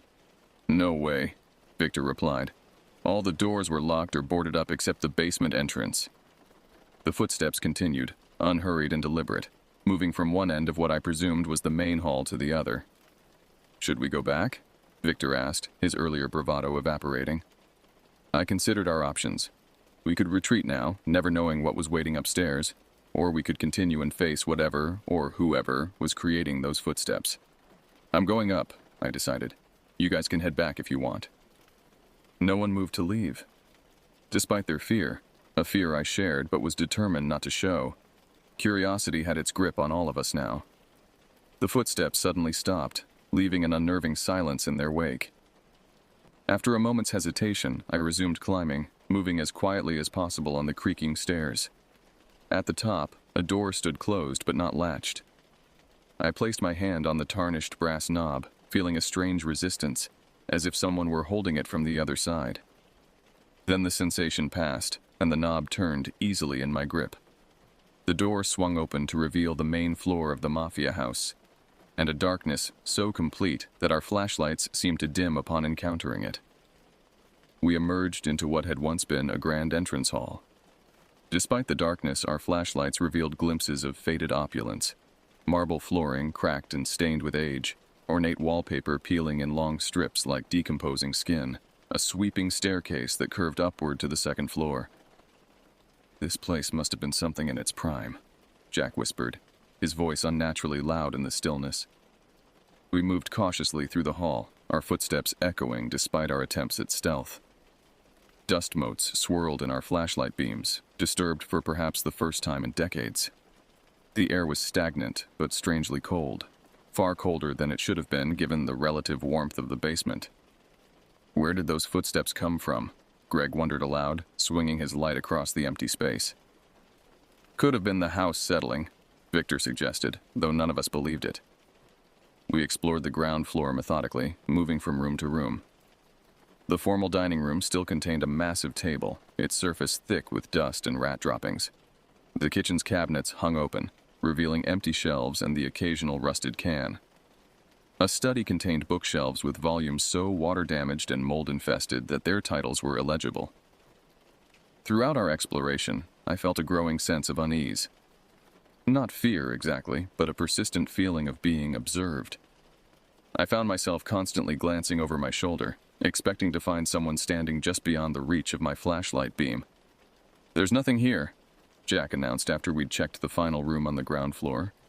"Just a bunch of old furniture and rat nests." "We still haven't seen the attic," I reminded him. "That's where the bodies were supposedly kept." Greg snorted. "If you believe that story." "I don't know what to believe anymore," Victor muttered, glancing nervously toward the ceiling. "But I'm starting to think Ben had the right idea. This place feels wrong." "We came for the attic," I insisted. "We should at least take a look before heading back." Jack nodded reluctantly. "Fine. Quick look, then we leave." We approached the grand staircase, testing the first few steps to ensure they would hold our weight. Unlike the basement stairs, these seemed relatively solid, though they creaked alarmingly as we ascended. The second floor was arranged in a circular pattern around a central hallway, with bedrooms and bathrooms branching off like spokes on a wheel. Most of the doors stood open, revealing spaces long since stripped of anything valuable. Broken furniture, shredded mattresses, and graffiti from previous trespassers were the only decorations remaining. "People have definitely been here before," Greg observed, pointing to a spray-painted obscenity that couldn't have been more than a few years old. "But not recently," Victor added, noting the undisturbed dust covering everything. At the end of the hall, a narrower staircase led to the third floor. As we approached it, Jack suddenly stopped. "I think I heard something downstairs," he said, turning his flashlight back the way we had come. We all paused, listening intently. After a moment, a distinct sound reached us, a door closing somewhere on the ground floor. "Ben?" Greg called out, his voice echoing through the empty house. No response came. Could be other kids from the retreat, Victor suggested. Maybe they saw us leave and decided to follow. Or someone else entirely, Jack muttered. The implications of that possibility hung in the air between us. We were trespassing in an abandoned house miles from help, with potentially hostile strangers now between us and the exit. We should check it out, I said, starting back toward the main staircase. Wait, Victor grabbed my arm. If it's someone dangerous, we'd be better off staying quiet and hidden. Or finding another way out, Greg added. There must be more exits on the upper floors, windows we could climb through. I hesitated, torn between curiosity about the noise and the growing desire to reach the attic before our nerve failed completely. I'll go take a quick look, Jack decided. The rest of you head up to the attic. I'll join you in 5 minutes. We shouldn't split up, Victor protested. It's just a quick check, Jack insisted. If I'm not back in 5 minutes, assume something's wrong and find another way out. Before anyone could object further, he started back down the hallway, his flashlight beam growing dimmer as he moved away from us. This is a bad idea, Victor said, watching Jack disappear around a corner. He'll be fine, I assured him, though I shared his concern. Let's keep going. The attic must be close. We continued up the narrow staircase to the 3rd floor. Unlike the ornate lower levels, this area was plainly functional. Servants' quarters, judging by the small cell-like rooms that lined the central corridor. At the end of the hall, another, even narrower staircase led upward. That must go to the attic, I said, moving toward it. Greg checked his watch. Jack's been gone 3 minutes already. We'll just take a quick look in the attic, then head back down to find him, I promised. As we approached the attic stairs, Victor suddenly stopped. I can't do this. Something doesn't feel right about this place. I could see genuine fear in his eyes, illuminated by the reflected glow of Greg's flashlight. Go back and find Jack, I suggested. I'll check out the attic quickly and meet you both downstairs. I don't think we should separate further, Greg argued. 3 minutes, I insisted. I'll be up and down in 3 minutes. Just a quick look to see if there's any truth to the rumors. Greg and Victor exchanged glances, clearly uncomfortable with the plan but unwilling to force me to abandon my quest. 3 minutes, Greg repeated firmly. Then we're all getting out of here. I nodded in agreement, then turned toward the attic stairs. As I placed my foot on the first step, a loud crash echoed from somewhere on the ground floor, followed by what sounded like a shout quickly cut off. Jack, Greg called out, moving toward the main staircase. Victor grabbed his arm. Don't, something's wrong. We need to help him, Greg insisted, pulling free of Victor's grip. Wait, I urged. Let me check the attic first. There might be another way out through there. No time, Greg replied, already moving down the hall. Jack could be hurt. Victor looked at me pleadingly. We should stay together. I hesitated, torn between my obsession with the attic and concern for Jack. In that moment of indecision, Greg disappeared down the stairwell, his footsteps fading rapidly. Damn it, Victor muttered. Now what? I made my decision. You go after Greg. I'll check the attic quickly and meet you both at the retreat center. Jeremy, this is insane, Victor protested. We need to stick together. 3 minutes, I repeated. I've come too far to turn back now. Before he could argue further, I started up the attic stairs, taking them 2 at a time. Behind me, I heard Victor curse. Then his footsteps receded as he followed Greg downstairs. I was alone now, climbing the final staircase to the infamous attic of the Mafia house. My heart pounded in my chest, partly from exertion but mostly from fear and anticipation. What would I find? Would there be any truth to the macabre rumors? The staircase ended at a heavy wooden door, its surface scarred with deep gouges as if someone, or something, had tried desperately to claw their way out. I placed my hand on the tarnished knob, surprised to find it ice cold to the touch. Taking a deep breath, I turned the knob and pushed. The door swung open with unexpected ease, revealing the attic beyond, and the horrors it contained. My flashlight beam cut through the darkness, revealing an expansive attic space that stretched the entire length of the house. Dust particles danced in the light, disturbed by the sudden intrusion of fresh air. The ceiling sloped dramatically on either side, following the roofline, with exposed beams and rafters creating a skeletal framework overhead. Unlike the relatively empty rooms below, the attic was crowded with objects. Furniture draped in yellowed sheets, stacks of moldering boxes, trunks with rusted latches, picture frames turned to face the walls. It resembled a museum of forgotten things, preserved in dust and darkness for decades. I moved forward cautiously, sweeping my light methodically across the space. The floor creaked beneath my feet, each board seemingly ready to give way after years of neglect.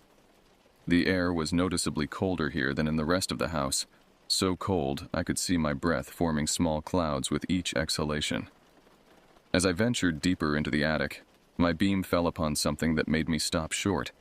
Chains bolted to one of the support beams, ending in manacles large enough to encircle human wrists. Beside them, dark stains discolored the wooden floor, stains I instinctively knew were blood, decades old but never cleaned. The rumors were true then. This place had indeed been used for something sinister. I continued my exploration, moving toward the far end of the attic where several large objects stood covered by sheets. Along the way, I passed more evidence of the attic's grim purpose: a drain installed in the floor, more chains attached to various points, and what appeared to be a large metal table with restraints at each corner. When I reached the covered objects, I hesitated, suddenly unsure if I wanted to see what lay beneath. In the distance, I thought I heard shouting from the lower floors, Greg or Victor calling for Jack, perhaps. I should go back, rejoin my friends, escape this house while we still could. Yet something compelled me to continue, a morbid curiosity I couldn't suppress. I reached out and grasped one of the sheets, its fabric brittle with age, and pulled. The sheet disintegrated in my hands, releasing a cloud of dust that momentarily blinded me. As it settled, my flashlight revealed what had been hidden. Not bodies or torture devices as I had feared, but rows of glass display cases, their contents still perfectly preserved. I leaned closer, directing my beam through the dusty glass. Inside the first case were newspaper clippings, photographs, and what appeared to be personal effects: wallets, watches, jewelry. Each grouping seemed to represent a different person, with a name card placed prominently at the front of the display.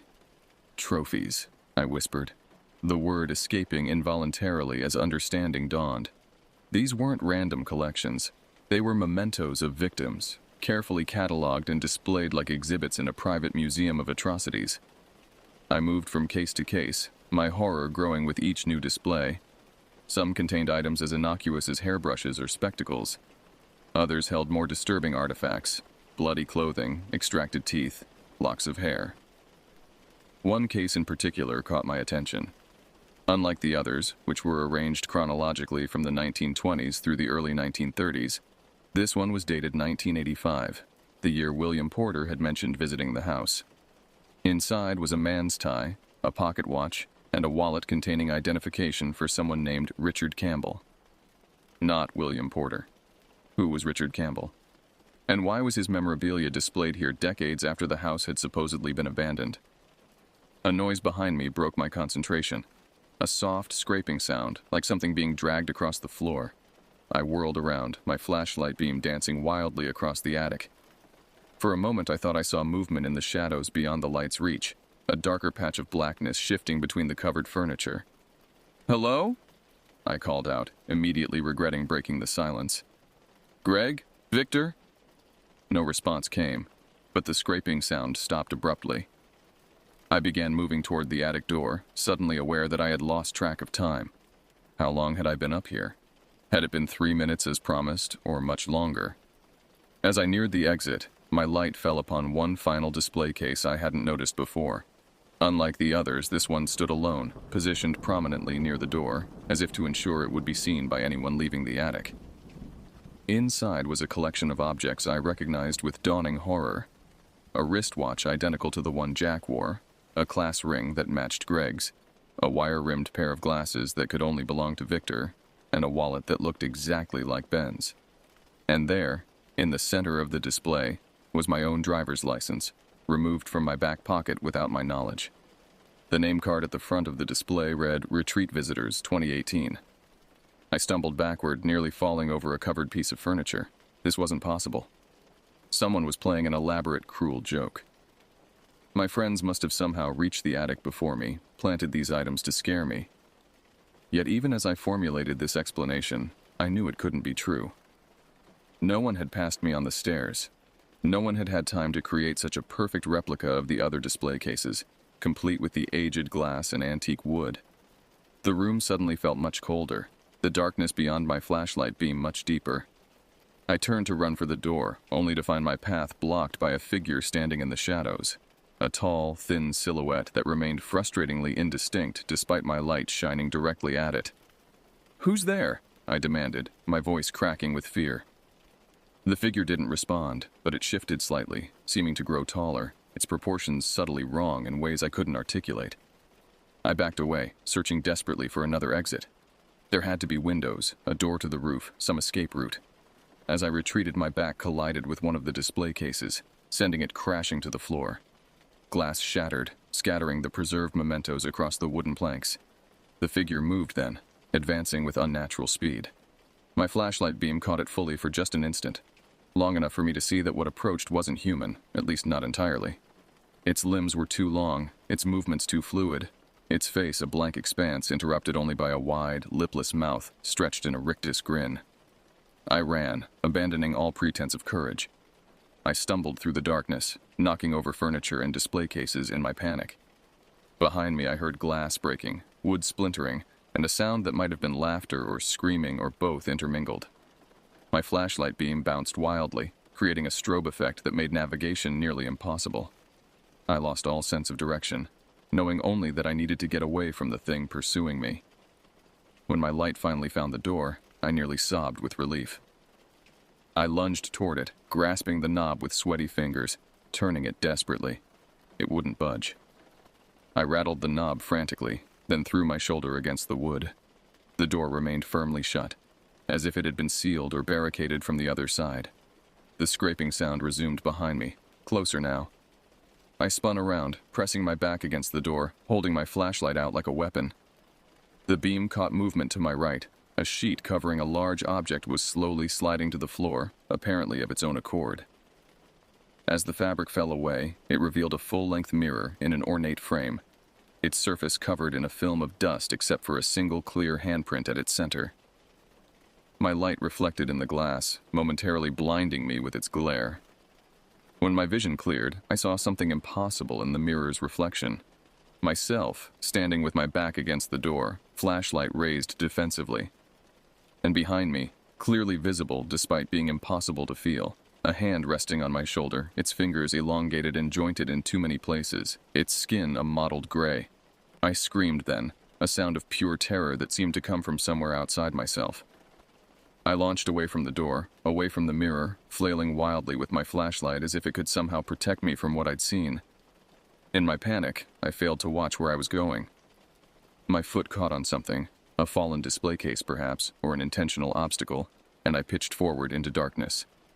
My flashlight flew from my hand, its beam spinning crazily across the attic before going out completely as it shattered against something solid. I hit the floor hard, the impact knocking the wind from my lungs.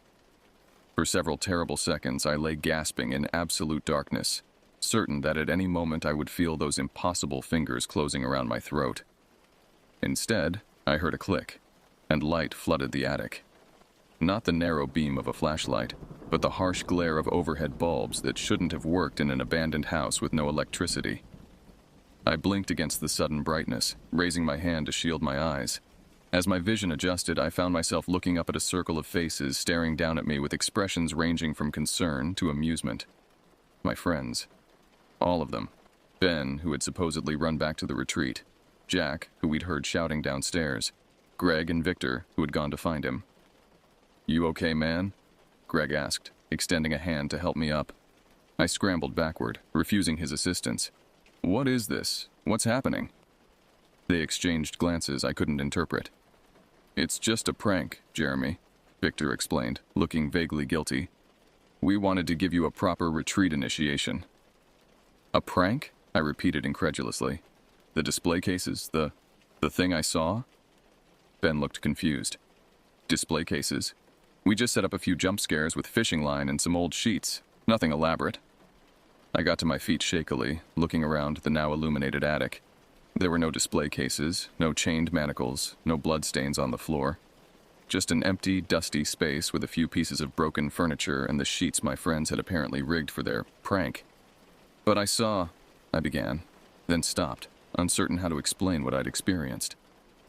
You saw what you expected to see, Jack said with a shrug. We've been planning this for days. We knew you'd be the perfect target, so eager to explore the haunted house. The electricity? I asked, gesturing toward the functioning lights. Generator, Greg explained. We set it up yesterday while you were at the prayer session. The house isn't actually that far from the retreat center. Easy enough to run some extension cords. It was also rational, so mundane. A simple prank played on the new guy, elaborated in my mind because of the stories I'd heard and the atmosphere of the house. Yet as my friends led me downstairs, laughing now about how terrified I'd looked, how I'd screamed like a child, I couldn't shake the memory of what I'd seen in that mirror. The hand that couldn't possibly have been there, the display case with our personal items, the case dated 1985 with Richard Campbell's effects. And I couldn't explain why, as we exited the house and made our way back to the retreat center, I counted our group repeatedly, unable to shake the feeling that there were 6 of us now instead of 5.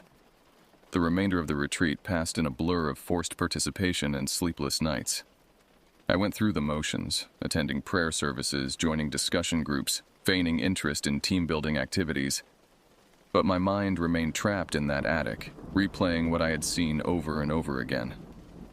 My friends seemed to think the incident was over, a successful prank that would make for a good story back home. They didn't understand why I remained withdrawn, why I flinched at shadows or stared too long at reflective surfaces. They attributed my behavior to embarrassment or lingering fear from their harmless joke. On our final morning, as we packed our bags and prepared to depart, Victor approached me in our room. "You're still upset about the prank," he observed, watching me methodically fold my clothes into precise rectangles. I didn't look up. "No, I'm fine. Look, it was Greg's idea. He does this every year to newcomers. Last year, they convinced some kid that the retreat leader was possessed." I nodded absently, continuing to pack. Victor sighed. "Jeremy, it was just some sheets on fishing line, a few recorded sound effects on Jack's phone, and Ben hiding to make those footsteps. Nothing supernatural." "I know," I said, though I didn't. "Not really." "Then what's bothering you? You've been like a ghost yourself since that night." I finally looked up at him, studying his face for any sign that he knew more than he was admitting. "Did you guys set up display cases in the attic? Glass cases with items from people?" Victor's brow furrowed in confusion. "No, there was nothing like that. Just empty space and some old furniture." "And the mirror? Did you put that there?" "What mirror?" I returned to my packing, not bothering to explain further. Either Victor was continuing the deception, or what I had seen in the attic was something beyond their prank, something only I had experienced. As we boarded the bus that would take us back to civilization, I found myself seated next to William Porter, the older man who had warned us about the house. He regarded me with knowing eyes as I settled beside him. "You went to the house," he said. Not a question. I nodded, not trusting myself to speak. "And you saw something the others didn't." Again, I nodded. William sighed deeply, his gaze drifting to the window where the Mafia house was just visible on its hill, silhouetted against the morning sky. "I told you what happened to me in 1985, he said quietly. "What I didn't tell you is that I wasn't alone when I went into that house. 5 of us went in. Only 4 came out." My breath caught in my throat. "Richard Campbell," I whispered. William's head snapped toward me, his eyes wide with shock. "How do you know that name?" "I saw a display case with his things, his watch, his wallet." The color drained from William's face. "That's not possible. We searched that house for days. The police searched it. Richard was never found, nor any of his belongings. What happened to him?" William's hands trembled slightly as he clasped them in his lap. "We don't know. We were exploring the attic. Richard wandered off to look at something while the rest of us were checking another room. When we came back, he was gone. Just gone. No sounds of struggle, no signs of where he went. It was as if the house had swallowed him whole." I thought of the 6th presence I had sensed as we left the house, the feeling of being watched that persisted even now. "The house keeps them somehow," William continued, his voice dropping to a whisper. "It takes people. Not everyone who enters, just Certain ones. People it chooses. Why? For what purpose? He shook his head. I've spent decades researching that place, trying to understand what happened. The official history, the Prohibition-era gangsters, the raids, the rumors of torture, that's all true enough. But there's something older about that house, something in the land it was built on. The bus engine started, vibrating beneath us as we prepared to leave the retreat center behind. Be careful in the coming days, William warned, his eyes holding mine intently. The house, its influence doesn't end when you leave. It follows. It waits. It watches from reflections, from shadows. What should I do? I asked, trying to keep the desperation from my voice. Never go back there. Never speak of what you saw to anyone who wouldn't believe you. And... He hesitated, seemingly uncertain whether to continue. And? Check behind you when you think you're alone. Count the shadows in a room and make sure they match the number of light sources. Look away from mirrors before your reflection moves independently of you. The bus lurched forward, beginning its journey down the mountain. I glanced out the window for one last glimpse of the mafia house. As we rounded a bend in the road, I thought I saw something in one of the attic windows, a pale face pressed against the glass, watching our departure with empty eyes. When I turned back to continue my conversation with William, the seat beside me was empty. Where did Mr. Porter go? I asked a nearby retreat leader. She looked at me strangely. William Porter? He left yesterday evening. Had some family emergency. I spent the rest of the journey in silence, watching my own reflection in the bus window, noting how it sometimes seemed to move a fraction of a second after I did. That was 3 years ago. I've tried to forget what happened in the mafia house, to dismiss it as an overactive imagination combined with a mean-spirited prank. Sometimes I almost succeed. I finished college, got a job in accounting, moved into a small apartment in a city far from Pennsylvania. I speak to my parents weekly but haven't maintained contact with anyone from the retreat. Normal life resumed, outwardly at least. But things are different now. Small things that others might not notice but that consume my daily existence. I no longer keep mirrors in my home. The bathroom mirror was the first to go after I saw someone standing behind my reflection one night. Someone who wasn't there when I spun around in terror. I've replaced glass picture frames with wooden ones, avoided polished surfaces that might show reflections. I sleep with lights on. Darkness brings sounds I can't explain. Soft footsteps crossing my bedroom floor, the scrape of something being dragged across hardwood, whispers too faint to make out but distinctly human in their cadence. I check my driver's license daily to ensure it's still in my wallet, still where it belongs instead of in a dusty display case in an abandoned attic. Most disturbingly, I've developed a habit of photographing myself several times a day, comparing the images to ensure my appearance isn't subtly changing, that my limbs aren't gradually elongating, that my smile isn't widening beyond natural limits, that my eyes aren't slowly emptying of humanity. My therapist calls it post-traumatic stress disorder, exacerbated by an underlying anxiety condition. She's prescribed medications that dull the fear, but don't eliminate it. She encourages me to confront my delusions, to recognize them as manifestations of stress rather than reality. I pretend to agree, to accept her rational explanations. It's easier than trying to convince her of truths she isn't prepared to accept. I haven't told her about the visitor who comes at night. It started 6 months after the retreat.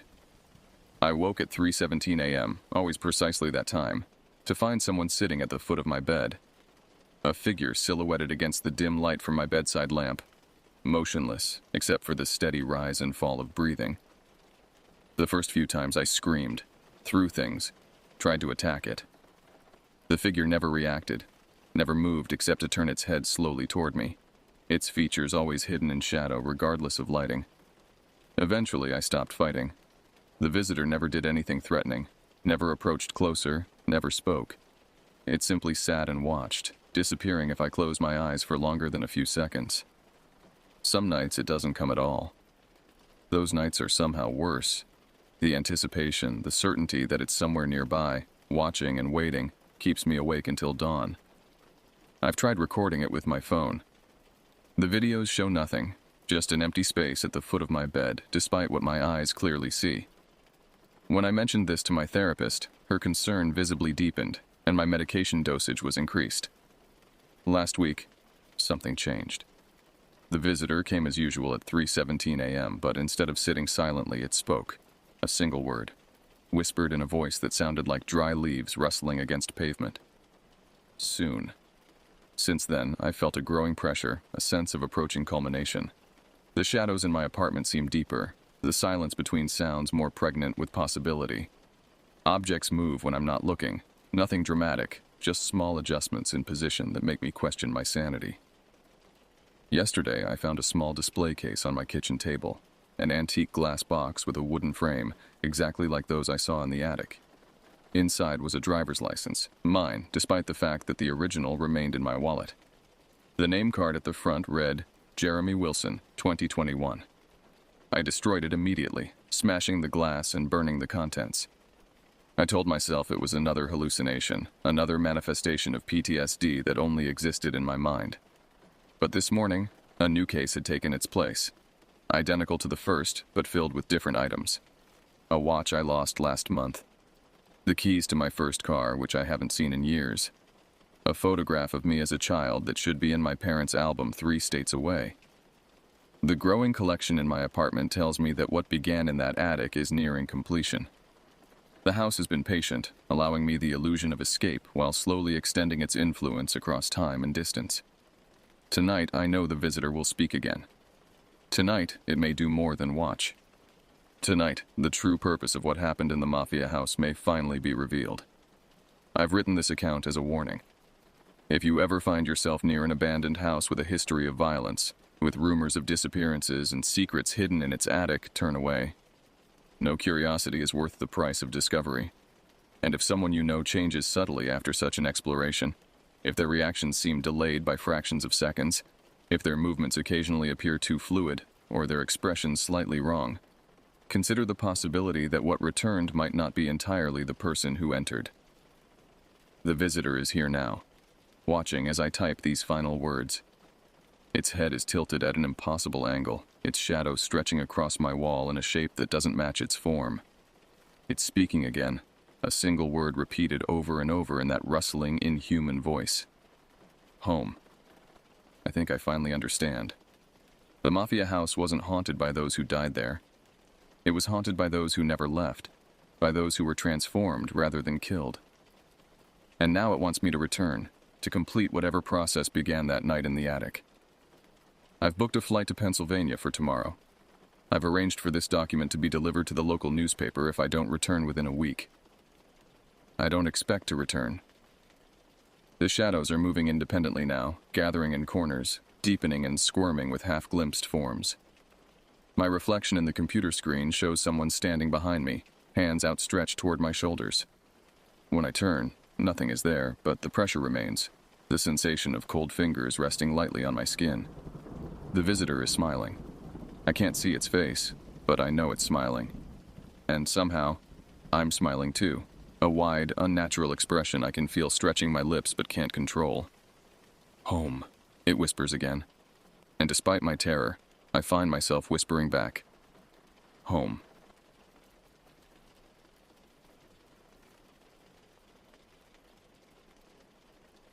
The forest has a way of speaking if you know how to listen. After 3 years as a ranger in Tennessee's Great Smoky Mountains, I was still learning its language. The sudden silence of birds before a storm, the subtle tracks that told stories of midnight wanderings, the way mist clung to hollows where the sun rarely reached.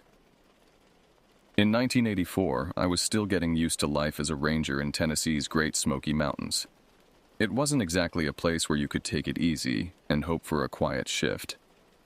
I came from a long line of factory workers and decided early on that I wasn't cut out for a 9-to-5 job like my dad. The open spaces and freedom of the outdoors were the only things that made sense to me, so naturally, I ended up here. As for making a career out of chasing lost hikers, babysitting rowdy campers, and pulling drunk tourists out of ravines, that was something I was starting to regret. I was stationed near a remote part of the park, far from the usual visitor spots. It was an area known more for its quiet, dense woods than for anything particularly scenic. Most of my days were spent patrolling alone, keeping an eye on the wildlife and making sure nobody wandered off into parts of the forest where cell service and common sense didn't exist. It wasn't glamorous, but it paid the bills. My buddies in town used to joke that the only things more stubborn than me were the bears. I wasn't armed most of the time. No real need for it, or so I thought back then. Plus, the Park Service was strict about guns. They didn't want any trigger-happy rangers scaring off the tourists. The mountain folk called my sector the Dark Stretch, though nobody at headquarters used that name. Old-timers in the nearby towns would eye my uniform and ask if I'd seen anything strange up yonder, then chuckle nervously when I shrugged it off. I figured it was local superstition. Every small town has its ghost stories. Chief Ranger Blackburn had been here 30 years. His face, weathered like old leather, carried the permanent squint of a man who'd spent his life outdoors. During my training, he'd taken me aside one evening at the outpost. "Listen, son," he'd said, voice low as he cleaned his service revolver. "These mountains are older than anything. Indians knew it. First settlers knew it. Something about these valleys. They hold on to things. You understand?" I hadn't understood, not then. I'd nodded anyway, chalking it up to the flask he kept in his desk drawer. My cabin stood about 8 miles from headquarters, an hour's drive on good days, longer when rain turned the service roads to mud. The isolation suited me. Nights I'd sit on my porch watching darkness claim the ridgelines, swallowing peaks one by one until only a velvet blackness remained, punctuated by starlight. Sometimes I'd hear things moving in the brush beyond my sight. Normal things, I told myself. Forest things.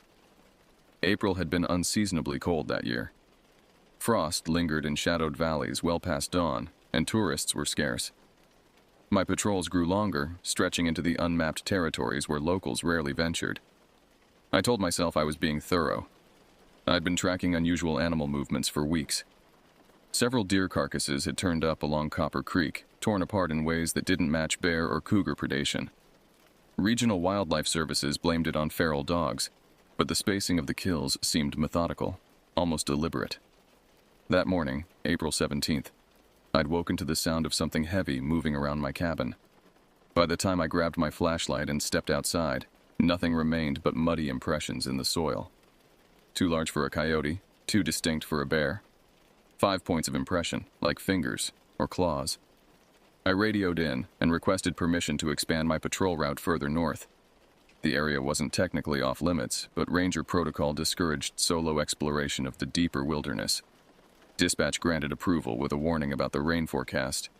I packed extra supplies, a first aid kit, and my personal compass that had belonged to my grandfather. The forest felt different that day. People think they know the woods, but the truth is, no matter how long you've been out here, the forest always has ways of reminding you how little you really know. I was a few miles in, checking the trails for debris after a recent storm, when I spotted the cabin. The structure wasn't on any of my maps. About 2 miles beyond the northernmost hiking trail, tucked between massive hemlocks, the tiny cabin looked ancient. Its logs had silvered with age, moss climbing the north-facing wall. No access road, not even a path. Just forest, and then suddenly, shelter. I'd seen it before, an old hunter's shack, probably a century old, sitting deep in the woods. No one used it anymore, not legally at least. Park records mentioned an illegal trapper's outpost from the 1930s that rangers had abandoned rather than demolish, but its exact location had been lost to time. I'd assumed it was just a story. But today something was different. There was smoke rising from the chimney. That day, I had a strange feeling. Nothing you could put your finger on, just a sense that something was off. The air felt heavy, like the forest was holding its breath, but I chalked it up to my imagination. I radioed in to let the station know I was investigating some potential squatters. The shack wasn't on any official trail, so I doubted it was just hikers taking shelter.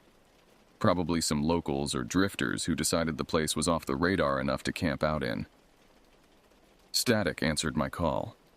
I tried again, adjusting the frequency, but received only electronic noise punctuated by what sounded like breathing. Not mine.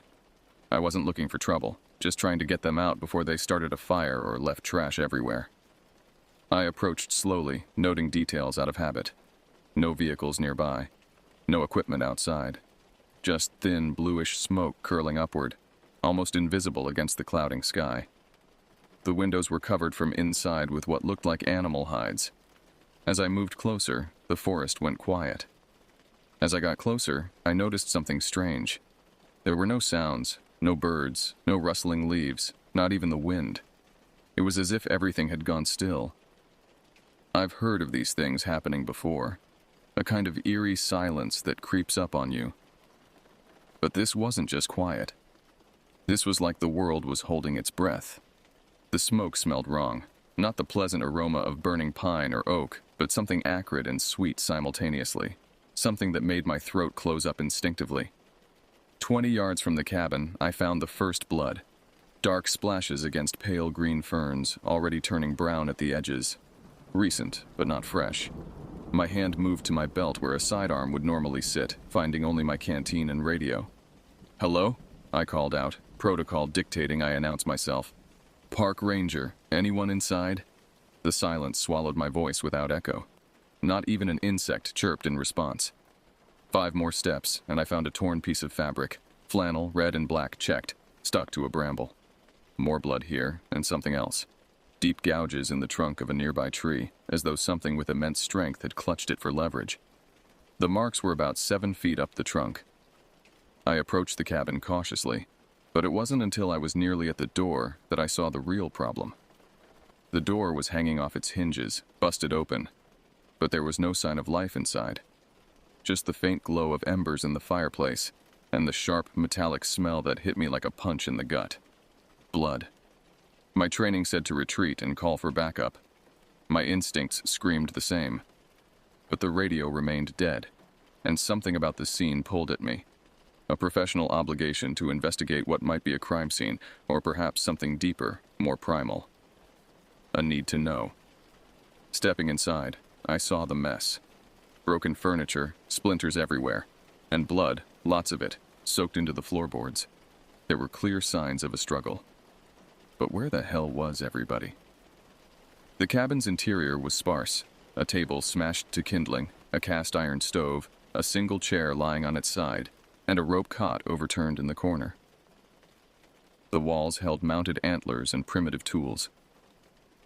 Something about their arrangement struck me as ceremonial rather than practical.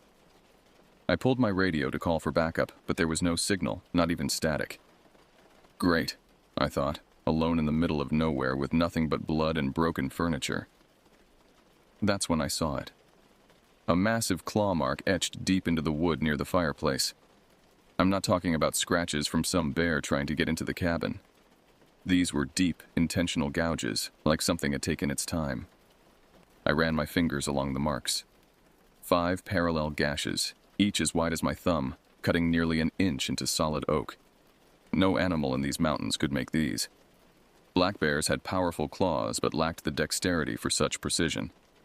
Mountain lions left narrower marks. This was something else entirely. In the corner, barely visible in the dim light, lay a leather-bound journal. I picked it up, finding its pages filled with cramped, urgent handwriting. The dates went back decades, the most recent entry just 3 days old. I skimmed the final pages. April 14th. It's watching the cabin again. 3rd night. Found more symbols carved in trees. April 15th. Hendricks hasn't returned from checking the western traps. Evans went looking. Neither came back. Can hear it breathing outside after dark. April 16th. They've all gone. Only me now. It spoke my name through the door. A voice like stones grinding. God help me, it knows. The entry ended in a dark smear across the page. The back cover held a crude drawing of a hunched figure with elongated limbs. Not a childish scrawl, but the desperate attempt of an adult hand to capture something glimpsed in terror. Now I've seen some strange things in my time. Backwoods hunters who've gone feral, campers doing things they don't want people to know about. But this was different. I couldn't explain it, but it felt wrong. On a shelf above the fireplace sat 5 carved wooden figures, each about 6 inches tall.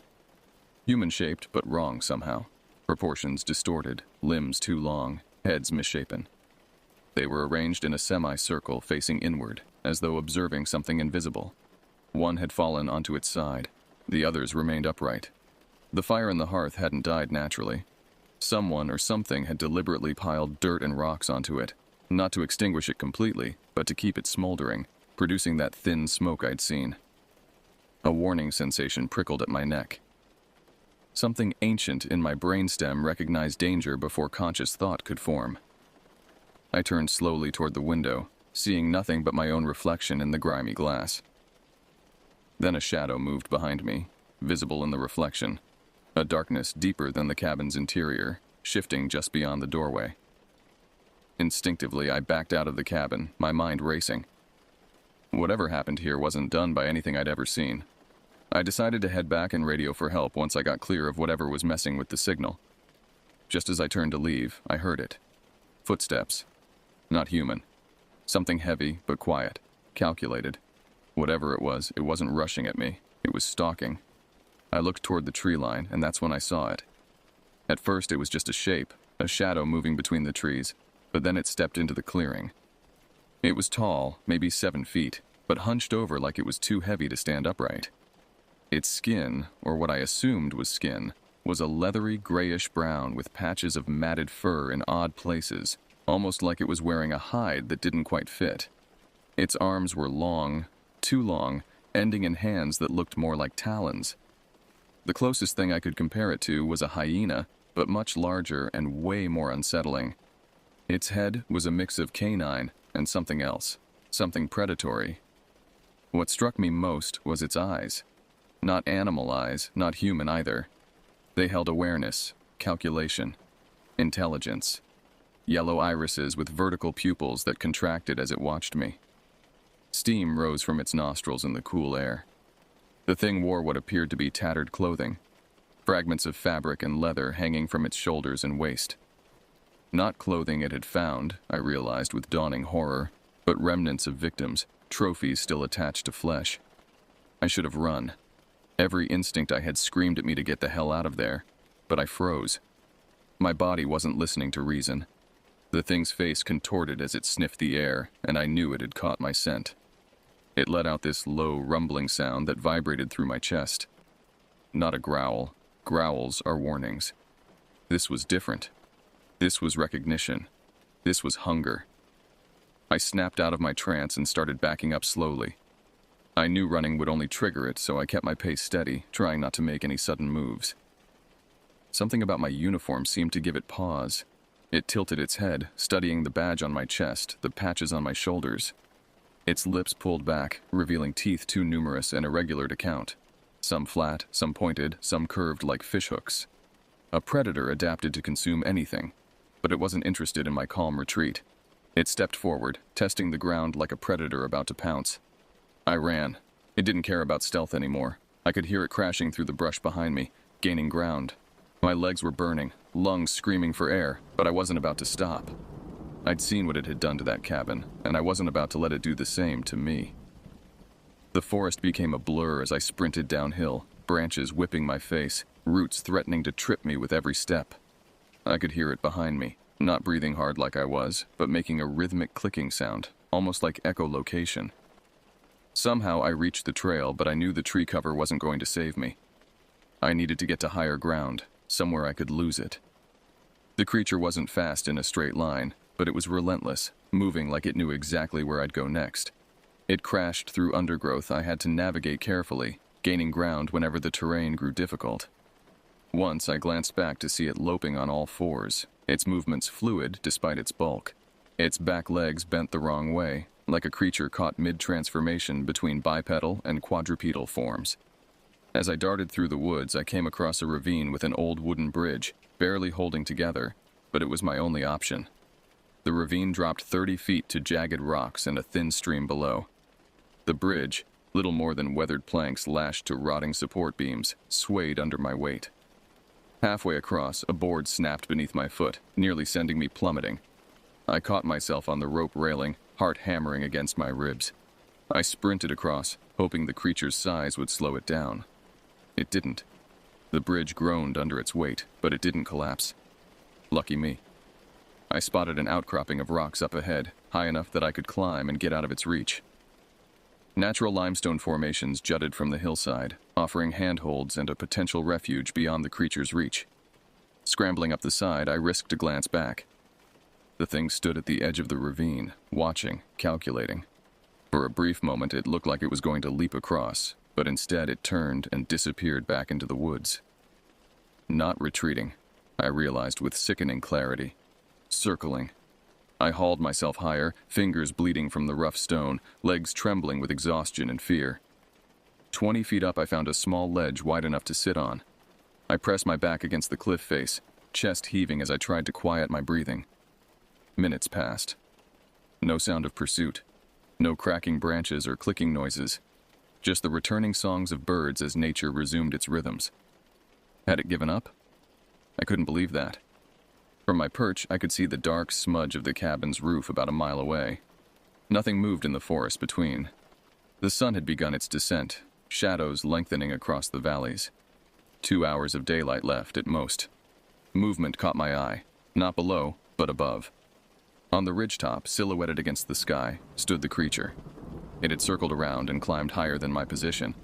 It stood watching me, motionless except for matted fur shifting in the breeze. It raised one elongated arm and, in a gesture horribly, unmistakably human, pointed directly at me. Then at the cabin.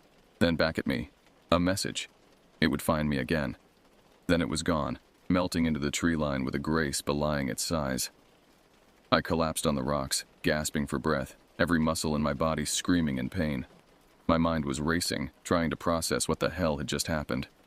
There were no bears in these parts, no wolves big enough to explain what I'd just seen. And that cabin? There was no way any animal could have done that. My watch read 5:42 p.m. Darkness came early in the mountains, especially in the deep valleys. I couldn't stay on this ledge overnight, and I couldn't go back to the cabin. My only option was to return to base camp. 8 miles of rough terrain, much of it in the dark, with the creature potentially hunting me. I checked my supplies. Compass, half-full canteen, flashlight with fading batteries, Swiss Army knife, and a granola bar. Nothing that would help against what I'd seen. After catching my breath, I made my way down the rocks with agonizing slowness, testing each handhold before trusting it with my weight. At the bottom, I oriented myself toward headquarters and began walking, constantly scanning the forest around me. The radio started working again about a mile out, and I called it in.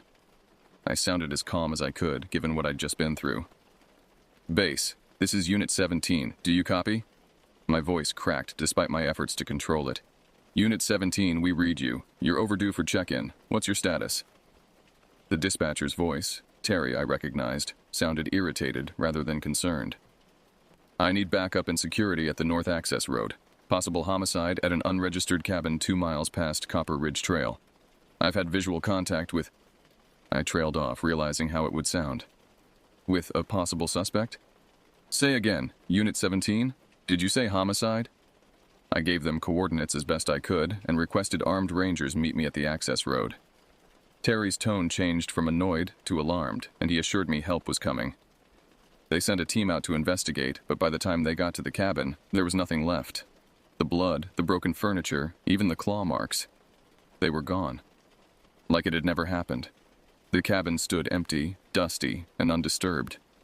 No signs of habitation, recent or otherwise. No blood, no journal, no fire. Even the wooden figures I'd described were absent.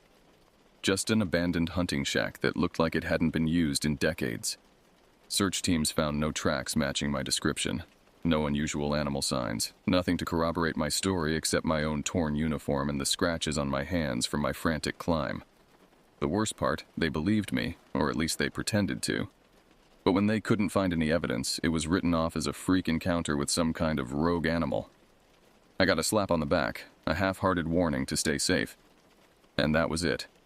Mountain fever, Chief Blackburn called it privately.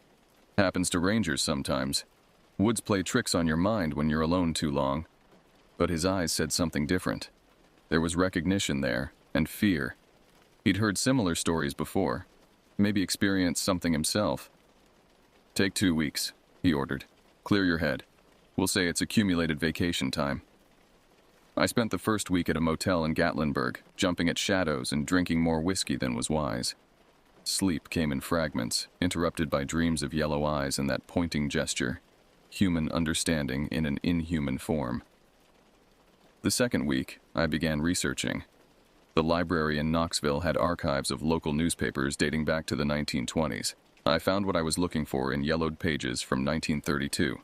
Trappers missing in Smokies. 3 men failed to return from expedition. Rangers report abandoned camp. Signs of struggle the location matched. The names, Evans, Hendricks, and Caulfield. The same names from the journal I'd found, the journal that no longer existed. Further searching revealed similar incidents every few decades. 1889, 1932, 1967. Groups of men disappearing in the same region. Evidence vanishing before investigators arrived. Witnesses describing mountain devils or hollow men before recanting or being dismissed as hysterical.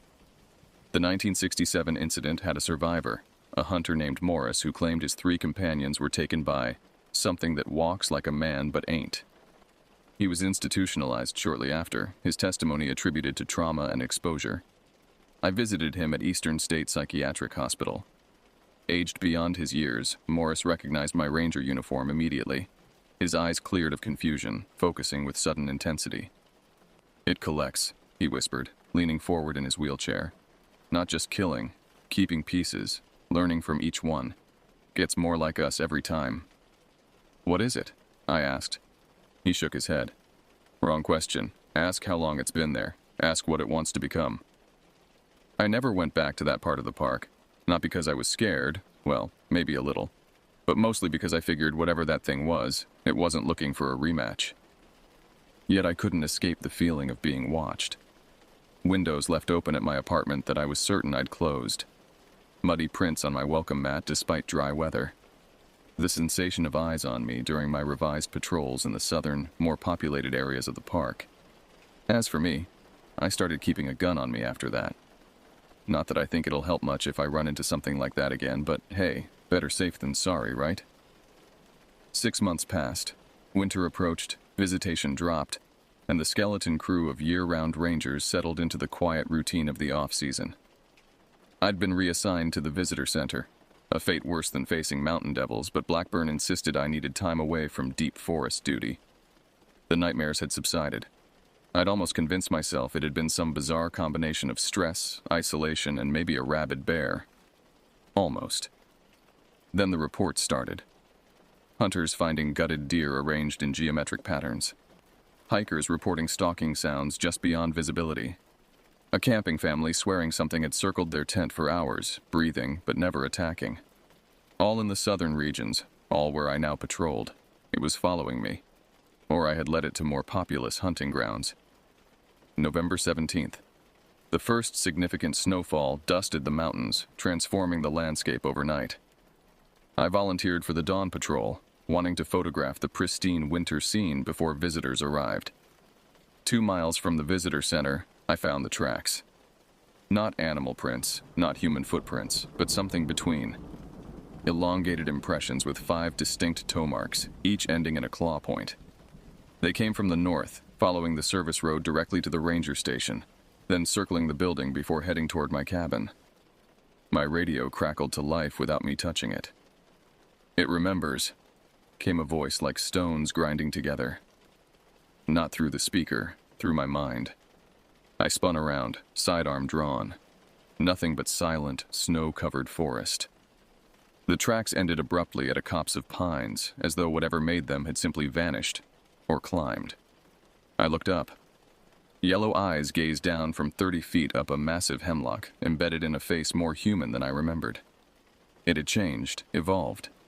The patches of fur were fewer, the leathery skin smoother. Its proportions, while still wrong, had shifted toward humanity. It wore clothing now, not scraps, but an actual coat. A Park Service coat, with the name badge still attached. Hendricks. One of the missing trappers from 1932. Or rather, his coat, preserved somehow for decades. It descended the tree in a fluid motion, landing silently despite its bulk.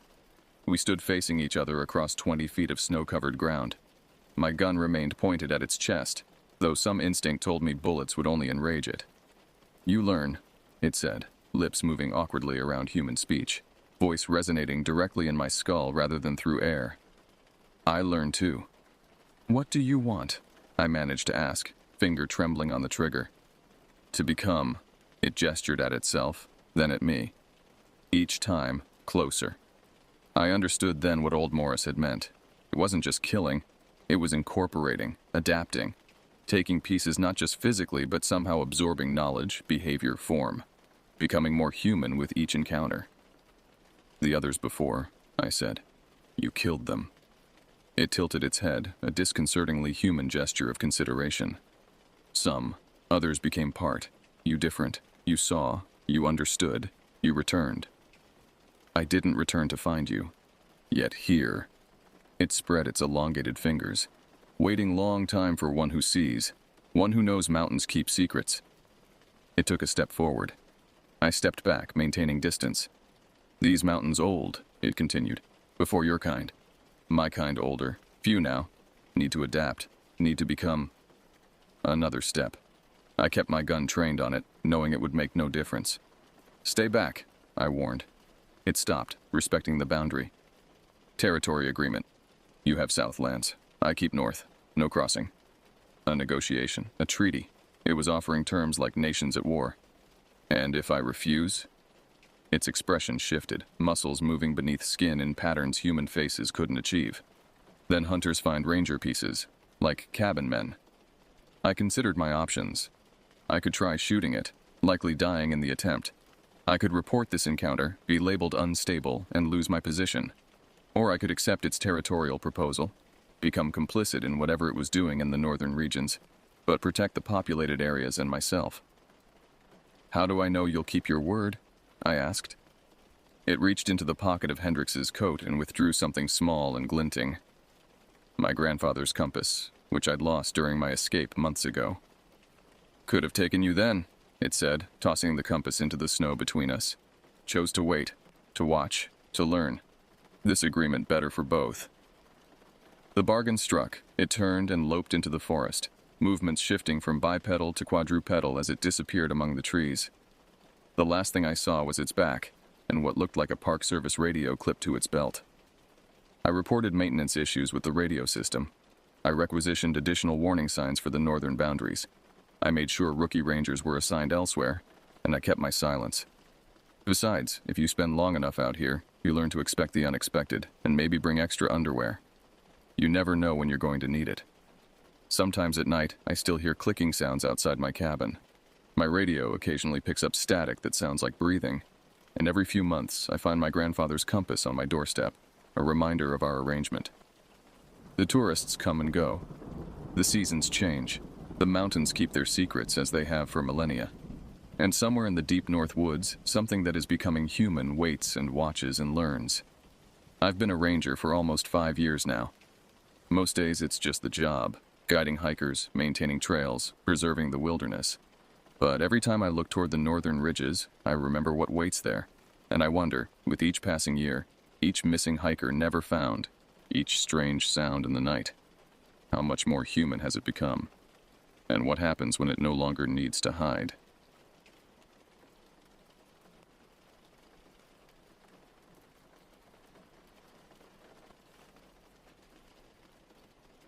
Forest Service Search and Rescue Incident Report 247-09 date filed, September 17, 2009. Reporting Officer Walker Green. Status: unresolved. The official report doesn't tell the whole story. It never could. Some truths are too disturbing for government documents, too inexplicable for the sanitized language of bureaucracy. What follows is my personal account of what really happened at Redwater Creek.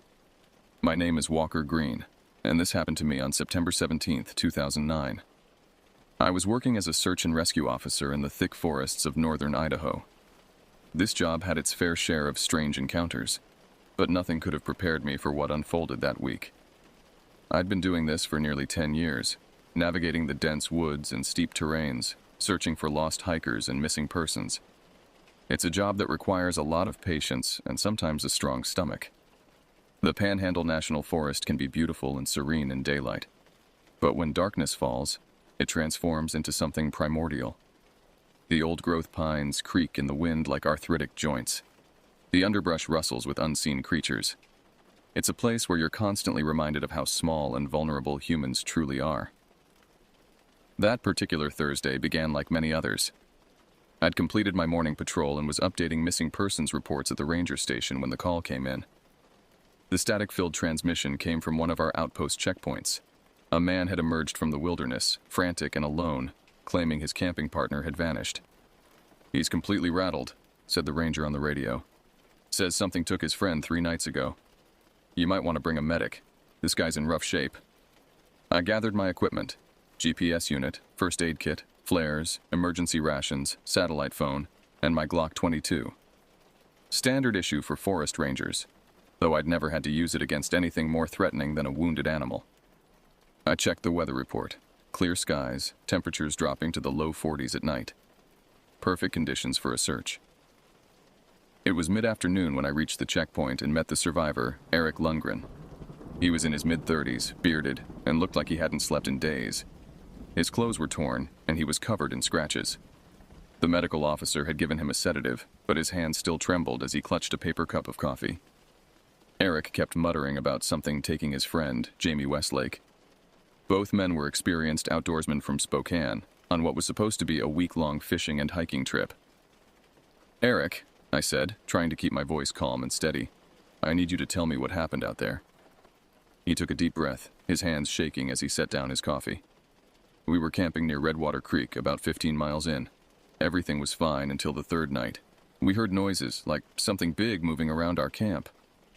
"What kind of noises?" I asked, preparing my notepad. "Footsteps. Too heavy for a deer, too deliberate for a bear." His voice cracked. "And whispering." I paused. "Whispering?" "Like someone talking just below their breath.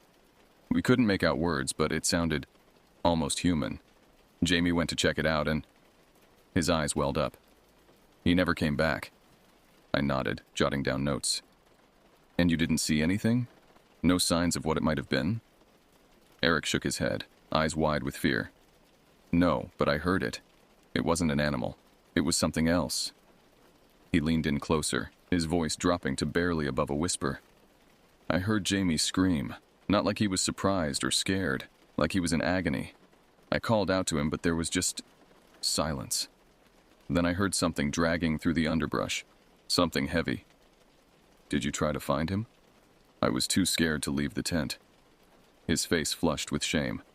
"I just sat there, knife in hand, until morning.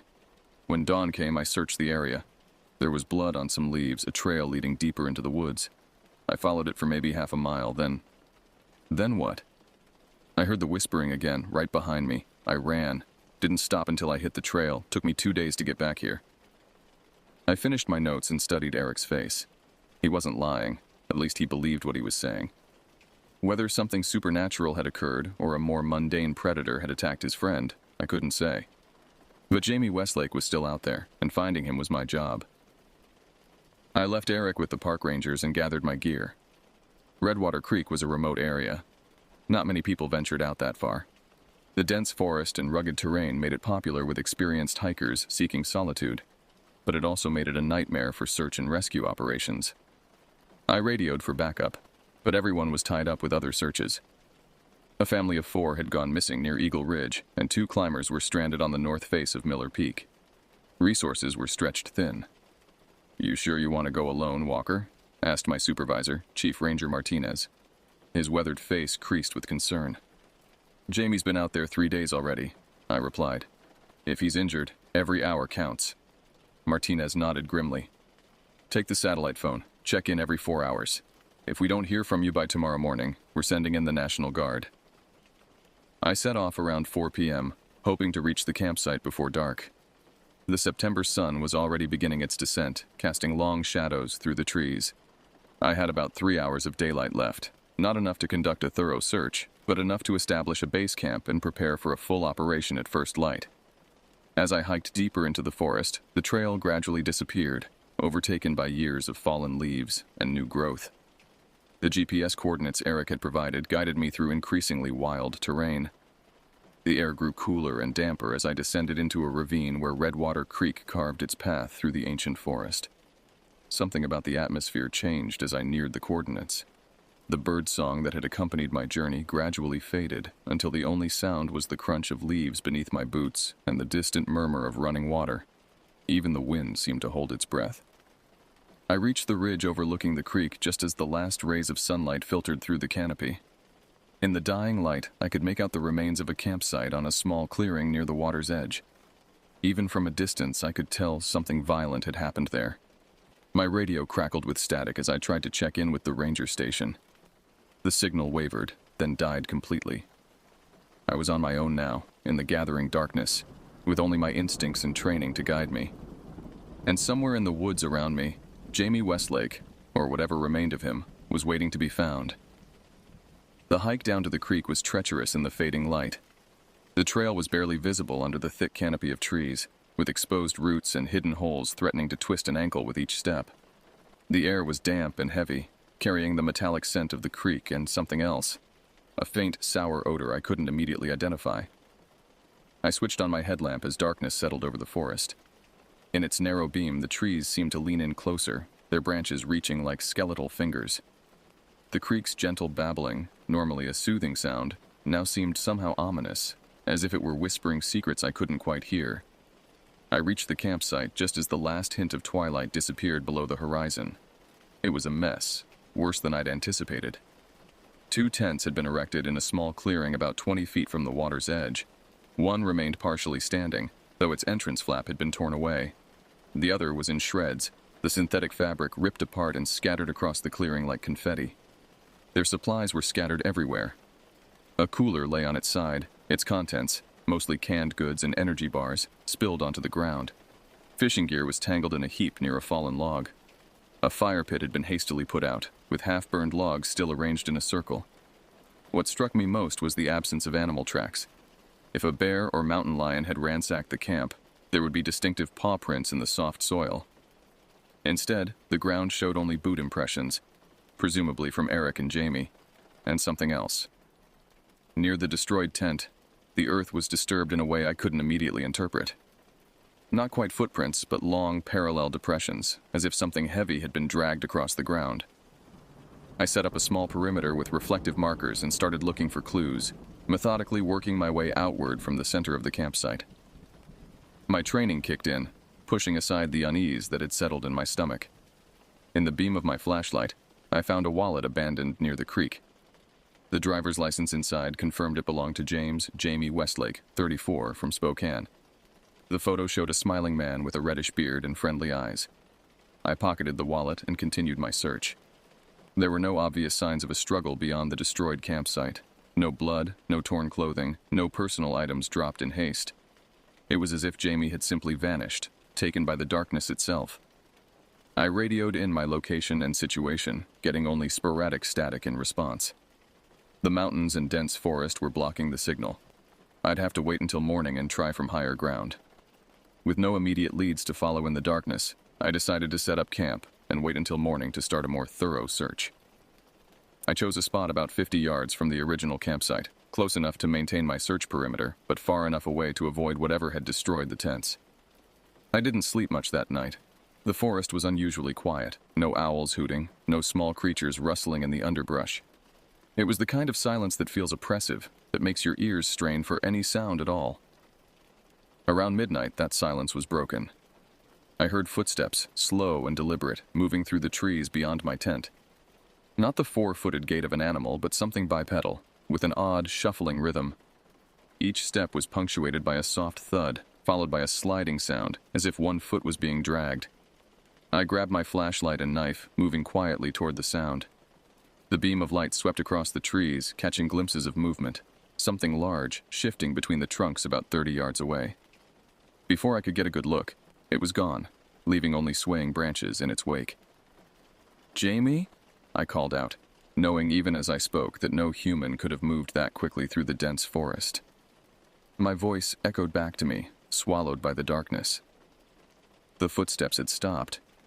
Whatever had been moving through the woods was now perfectly still, and somehow, that was more terrifying than its approach had been.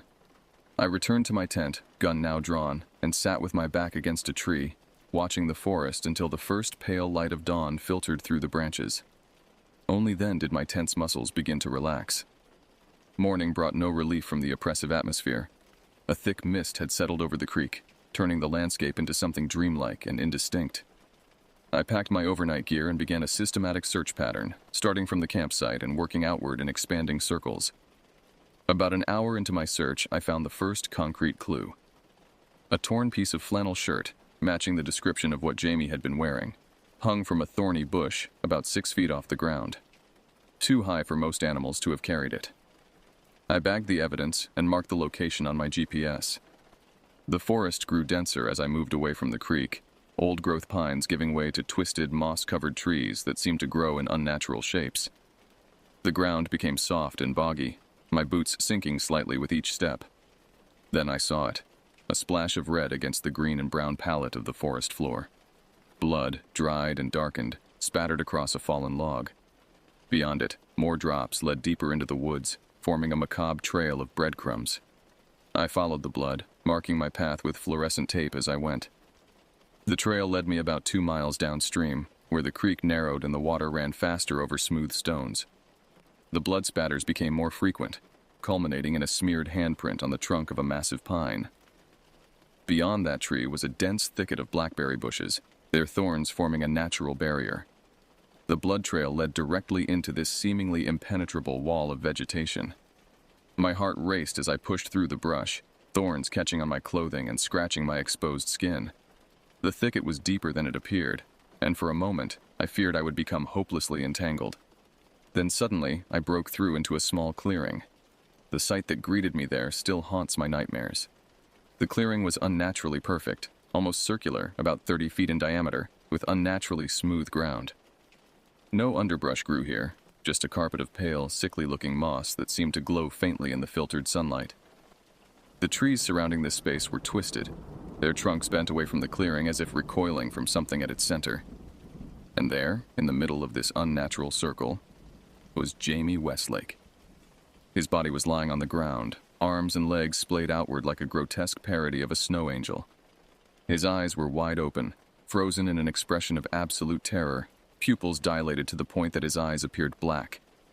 His mouth was stretched in what must have been his final scream. But it was his chest that drew my horrified gaze. It had been torn open, ribs visible and splayed outward like the petals of some nightmarish flower.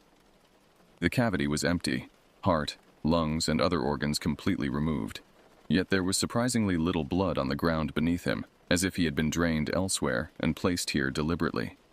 Deep claw marks scored his arms and legs, not the random slashes of an animal attack, but precise, parallel lines that almost resembled writing in some alien script. This wasn't like any animal attack I'd ever seen. It was methodical, almost surgical in its precision. I'd seen bear attacks before. I'd found the remains of hikers who'd encountered mountain lions or fallen to their deaths from cliffs. This was something else entirely. Whatever had done this had intelligence behind its savagery, purpose beyond mere predation. I stepped closer, forcing my professional training to overcome my instinctive revulsion. I needed to document everything before disturbing the scene. I pulled out my camera and began taking photographs, careful to capture every detail of this grotesque tableau. As I circled the body, I noticed something strange about the moss surrounding Jamie. It seemed more vibrant, almost luminescent, in a rough circle around the corpse, as if it were feeding on something emanating from the remains. The air in the clearing was different too, heavier, with that same sour smell I'd noticed the previous day, now stronger and mixed with the metallic scent of blood. Each breath felt like drawing syrup into my lungs. I was so focused on documenting the scene that I almost missed the sound, a soft rustling from the edge of the clearing. I looked up, and my blood froze in my veins. It was standing at the edge of the clearing, partially obscured by the twisted trees, watching me. It was tall, at least 7 feet, covered in matted fur or hair that hung in long, tangled strands from its emaciated frame. Its limbs were too long, too jointed, bending in places where human limbs shouldn't bend. But it was its face, or what should have been its face, that turned my muscles to water. Where features should have been was instead a smooth, pale oval with no discernible eyes, nose, or mouth. Yet somehow, I knew it was watching me, studying me with a cold intelligence that radiated malevolence. It didn't move, just stood there, a silent sentinel at the edge of its killing ground. I slowly reached for my gun, never taking my eyes off the creature. As my fingers closed around the grip, the thing tilted its featureless head, an almost curious gesture, Then, with a movement too quick for my eye to follow, it stepped backward into the dense forest and was gone. Not running away, but simply ceasing to be there between one heartbeat and the next. I stood frozen, gun now drawn but with nothing to aim at.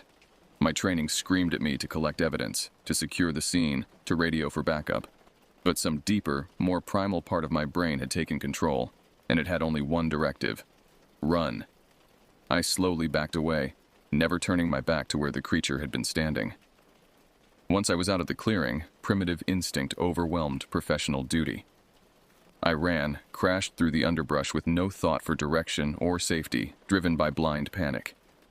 I ran faster than I ever had in my life, branches whipping at my face, roots threatening to trip me with each pounding step. My lungs burned and my legs screamed in protest, but I didn't slow until I burst out onto the main trail, nearly 5 miles from where I'd started. Only then did I stop, collapsing to my knees, gasping for breath. My hand was still clutching my gun so tightly that my fingers had gone numb. My radio had been lost somewhere during my frantic flight. I needed to report what I'd found, to bring a team back to recover Jamie's body and investigate what had killed him. But how could I explain what I'd seen? What would I say in my report? That Jamie Westlake had been eviscerated by some impossible creature from a nightmare? I gathered what remained of my composure and hiked back to my vehicle, constantly glancing over my shoulder, starting at every sound. The forest that had been my workplace for a decade now felt alien and hostile, hiding secrets I never wanted to uncover. I didn't stop until I reached the ranger station. My appearance must have been alarming, clothes torn, face scratched by branches, eyes wild with fear. The other rangers gathered around as I reported everything: Jamie's body, the unnatural clearing, the creature. They looked at me with a mixture of concern and skepticism. Only Martinez, who had known me for years, seemed to consider that I might be telling the truth. "We'll send a team out first thing tomorrow," he said, placing a steadying hand on my shoulder. "Get some rest, Walker. You've had a hell of a day." I spent a restless night at the station, jumping at shadows, unable to close my eyes without seeing that featureless face watching me. Morning came, and with it, a search party of 5 rangers, armed and equipped for recovery operations. I led them to the campsite first, which remained exactly as I'd left it. But when we reached the place where I'd found the blood trail, there was nothing. No dried blood, no handprint on the tree, no sign that anyone had passed this way. "It was right here," I insisted, growing more frustrated as we searched the area. The blood led through those blackberry bushes to a clearing. We pushed through the thicket, thorns catching on our clothes just as they had the day before. But on the other side was no clearing, just more forest, dense and undisturbed. "There's nothing here, Walker," said Martinez gently, as if speaking to someone unstable. "No clearing, no body." I frantically checked my GPS coordinates, convinced we'd somehow taken a wrong turn. But the numbers matched my records from the previous day. This was the right place. The clearing, Jamie's body, the watching creature, all had vanished as if they had never existed. The only evidence I had was Jamie's wallet and the torn piece of flannel shirt I'd found before discovering the blood trail. The photographs I'd taken of the body were gone, my camera showing only images of the campsite and empty forest. The official search continued for 3 more days before being called off. Jamie Westlake was officially listed as missing, presumed dead. Another statistic in the annals of people who venture into the wilderness and never return. No one said it to my face, but I heard the whispers around the station. Walker had cracked under pressure. Walker had gotten lost and confused. Walker needed leave time, maybe counseling. Only Eric Lundgren seemed to believe me when I told him what I'd found and what I'd seen. He just nodded, his eyes hollow with the knowledge I now shared. "It's still out there," he said quietly. "It's waiting." 12 years have passed since what the Forest Service records call the Westlake disappearance. The official report is sterile and brief. Subject James Westlake, 34, disappeared during a camping trip in the Redwater Creek area. Search and rescue operations conducted over 4 days found no remains or conclusive evidence of subject's fate. Case classified as missing, presumed deceased due to exposure or animal predation. My own report was heavily edited before being submitted. All mentions of the clearing, the eviscerated body, and the watching creature were removed. Martinez called it a professional courtesy, keeping my record clean of what would surely be seen as delusions brought on by stress and isolation. I didn't fight it. Who would believe me? in the rational light of the ranger station, surrounded by maps and equipment and the comforting routines of search and rescue protocol, even I began to doubt what I'd seen. But at night, alone with my thoughts, I knew. The smooth, blank face watching from the trees, the unnatural positioning of Jamie's body, the precise, almost ritualistic nature of his wounds. These weren't hallucinations, they were memories etched into my mind with the acid of pure terror. Eric left town shortly after the search was called off. He sold his house in Spokane and moved, according to mutual acquaintances, to Arizona. Somewhere with no forests, he told them. I never saw him again, but occasionally I received postcards with no return address. Just desert landscapes in a single line, still watching the shadows. I continued my work with the Forest Service for another 3 years, but something fundamental had changed. The woods that had once been my sanctuary became a place of dread. Every shadow concealed potential horrors. Every unexpected sound sent adrenaline coursing through my system. I requested transfers to increasingly populated areas, avoiding remote assignments when possible. My colleagues noticed the change, but attributed it to PTSD from years of difficult rescues and recoveries. In a way, they weren't wrong. Eventually, I left the service altogether, taking a job as a safety consultant for outdoor recreation companies. I told myself and others that it was for better pay, better hours, a chance to settle down. The truth was simpler and more shameful. I was afraid of the deep woods and what waited there. Over the years, I've collected stories, unofficial accounts from other rangers, search and rescue workers, and hikers who ventured near Redwater Creek. Most describe only vague unease, an oppressive silence, or the feeling of being watched. But a few tell of glimpsed movements, of strange clearings that appear and disappear, of the sound of something large moving through the underbrush with an unnatural, dragging gait. 3 hikers have vanished in that region since Jamie Westlake. Each disappearance followed the same pattern. No bodies found, no evidence of what happened, just abandoned campsites and bewildered companions left to tell incomplete stories. I've kept a map, marking each incident with a red pin. The pattern that emerges isn't random.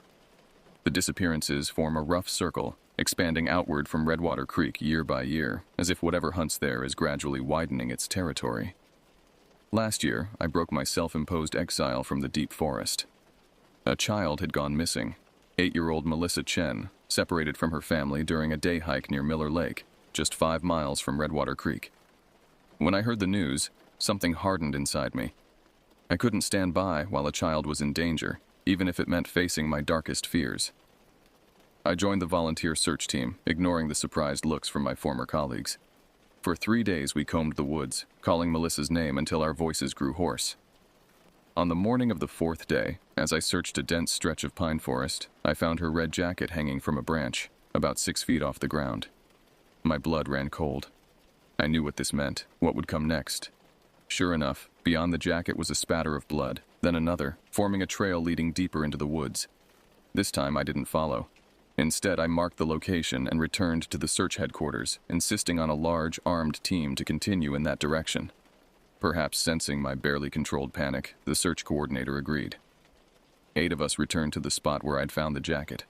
But just as before, the blood trail had vanished. We searched for hours, finding nothing.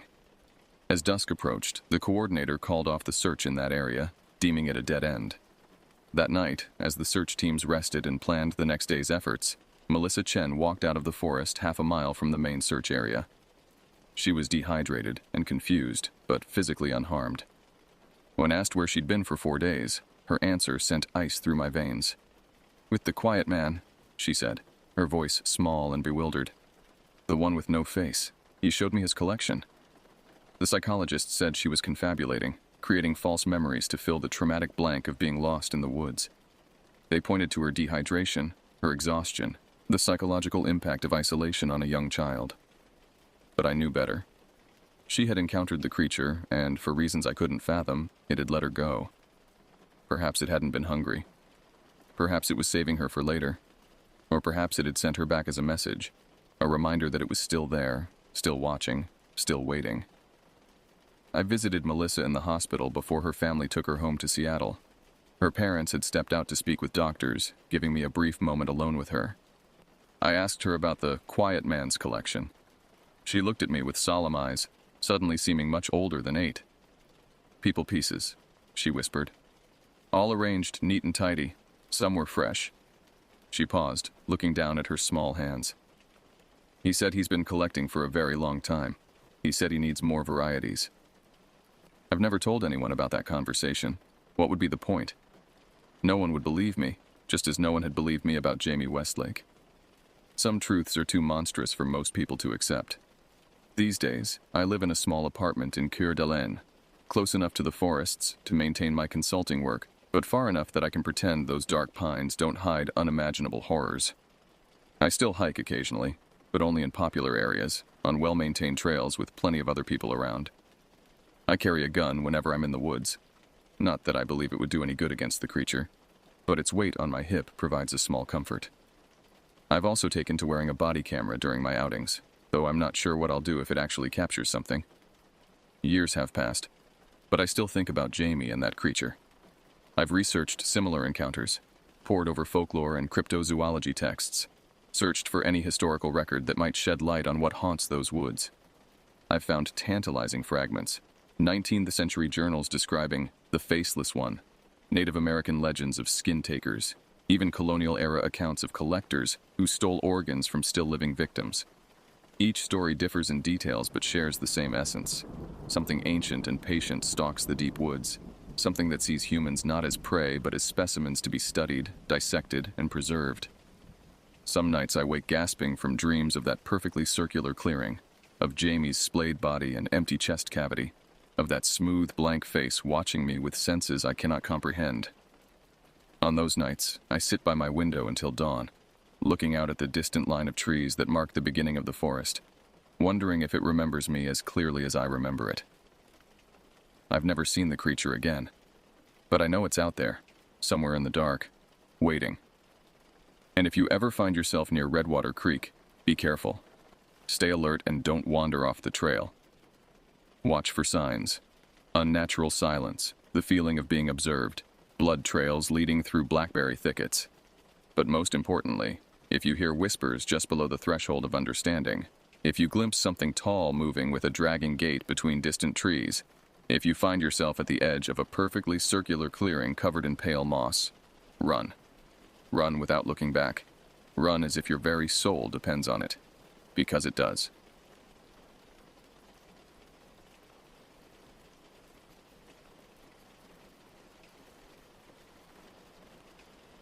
The Navajo National Forest wasn't my first choice for a solo backpacking trip.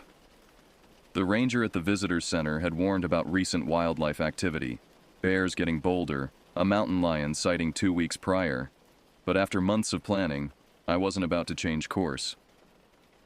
Just stick to the marked trails, he'd said, stamping my backcountry permit. And remember, if you see something strange out there... He paused, his weathered face unreadable. Well, don't go investigating. I nodded politely, chalking it up to standard wilderness caution. 6 years of backpacking experience had taught me respect for nature, but also confidence in my abilities. My pack was meticulously organized. Lightweight tent, water filtration system, 7 days of dehydrated meals, first aid kit, satellite phone for emergencies. Everything had its place. The first day's hike was uneventful, a steady climb through pine forest that gradually thinned as I ascended. By late afternoon, I reached the first planned campsite, a small clearing near a stream. Perfect for water access while maintaining the recommended distance for wildlife safety. As I set up camp, the forest felt exceptionally quiet. No birdsong, no rustling in the underbrush. Just wind through pine needles. I'd experienced this before. Sometimes wildlife goes silent when humans enter their territory. Nothing unusual. I filtered water from the stream, prepared my dinner, and secured my food in a bear canister placed 200 feet from my tent. Standard procedure. The sunset painted the sky in stunning oranges and purples, a reminder of why I sought solitude in these remote places. Night fell quickly in the mountains. I read for an hour by headlamp before turning in, listening to the stream's gentle rhythm. Around 2 a.m., something woke me. A sound, not quite animal, not quite human. Like someone attempting to mimic a coyote's call, but getting it wrong in subtle, unsettling ways. I sat up, fully alert. The sound came again, closer this time. My headlamp revealed nothing through the tent walls. I unzipped the door slowly, scanning the perimeter. The moonlight illuminated the clearing, casting long shadows from the trees. Nothing moved. I told myself it was just a coyote with an unusual call, perhaps injured or young. Wildlife frequently sounds strange at night. As I zipped the tent closed, I noticed footprints in the soft earth near my tent. Too large for a coyote, too narrow for a bear. They hadn't been there when I'd set up camp. Human footprints. I checked my satellite phone. No service. Not unusual at this elevation, surrounded by mountains. I'd have to wait until morning to move to higher ground. Sleep didn't return easily. I lay awake, listening. The strange calls didn't recur, but twice I heard twigs snap nearby. Each time I called out, "Hello? Is someone there?" Only silence answered. Dawn brought relief and rationality. In daylight, the footprints looked less distinct, possibly just depressions in the soil I'd misinterpreted. The forest buzzed with normal morning activity. Birds, insects, small animals foraging. I made coffee, studied my map, and decided to press on to my next destination.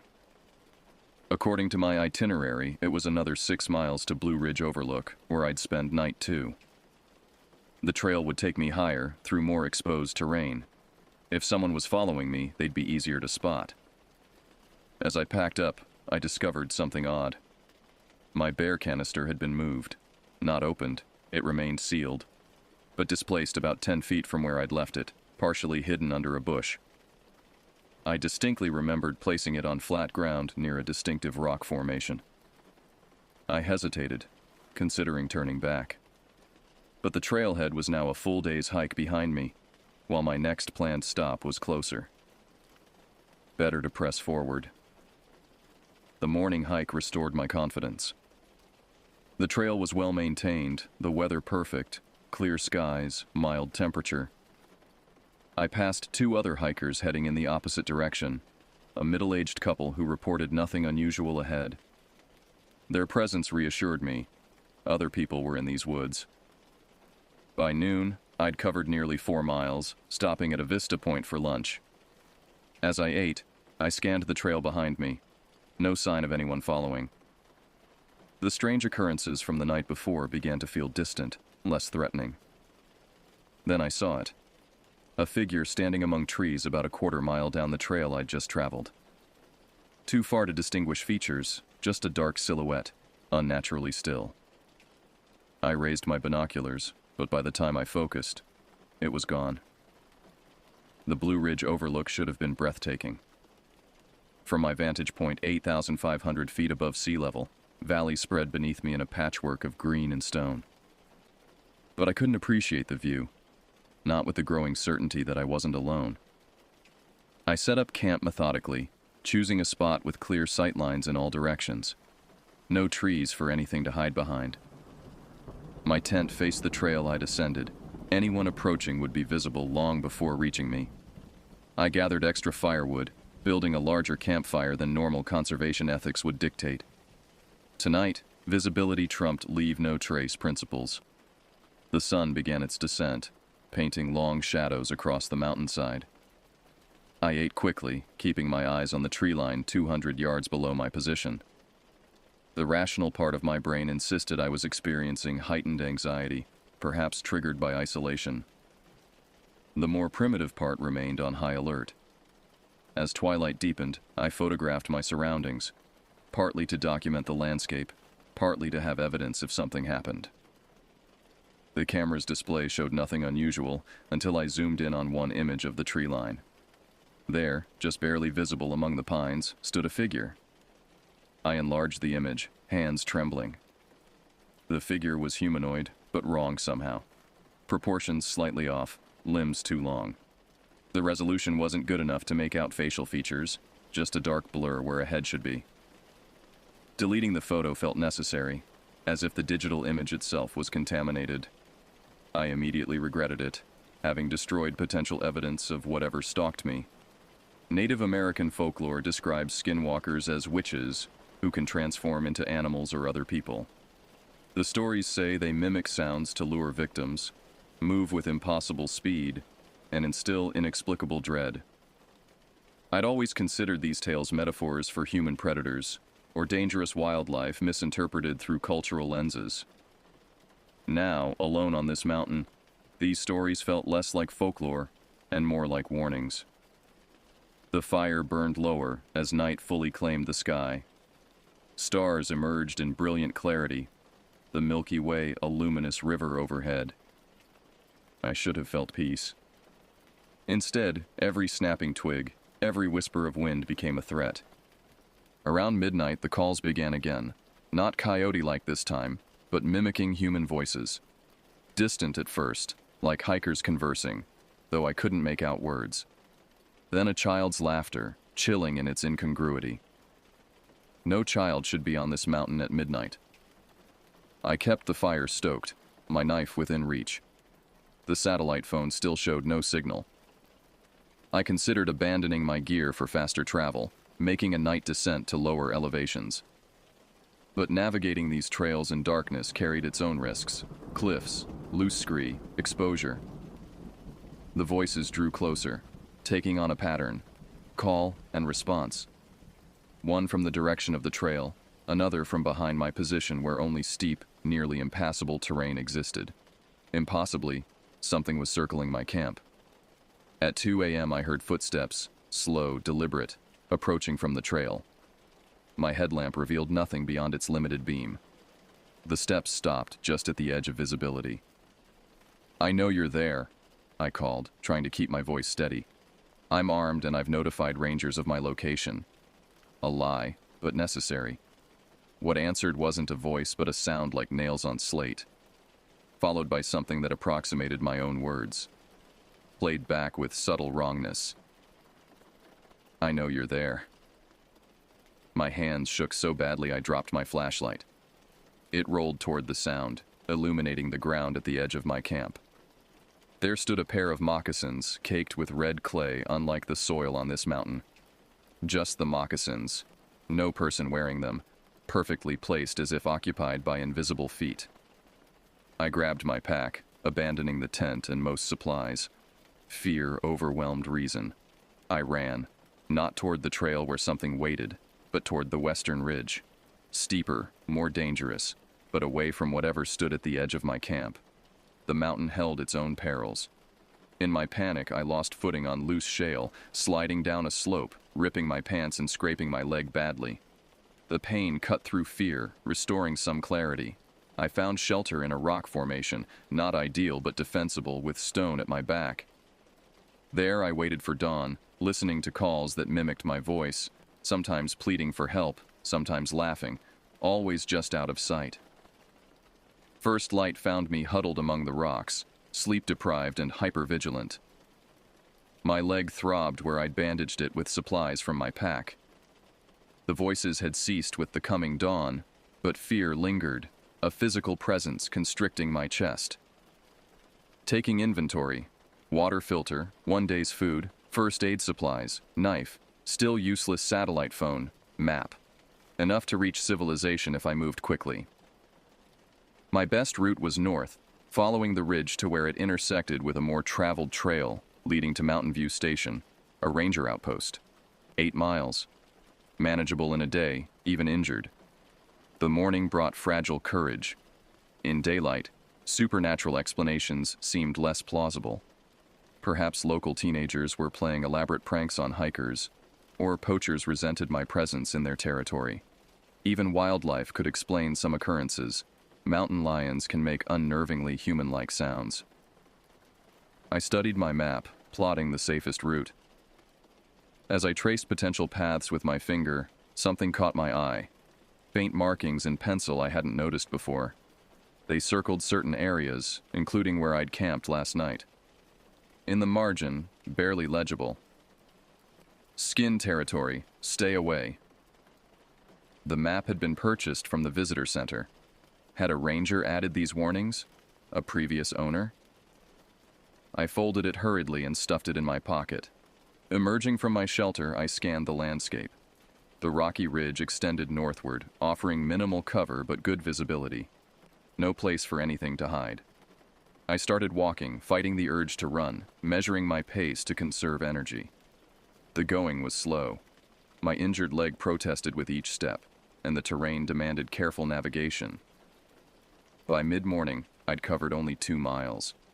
The sun beat down mercilessly, with no tree cover at this elevation. Rounding a bend in the ridge, I froze. 20 yards ahead lay a dead deer, fresh kill, throat torn out. Not unusual in wilderness, except for the precise arrangement. The deer had been positioned upright, seated like a person, its front legs extended as if reaching toward the trail.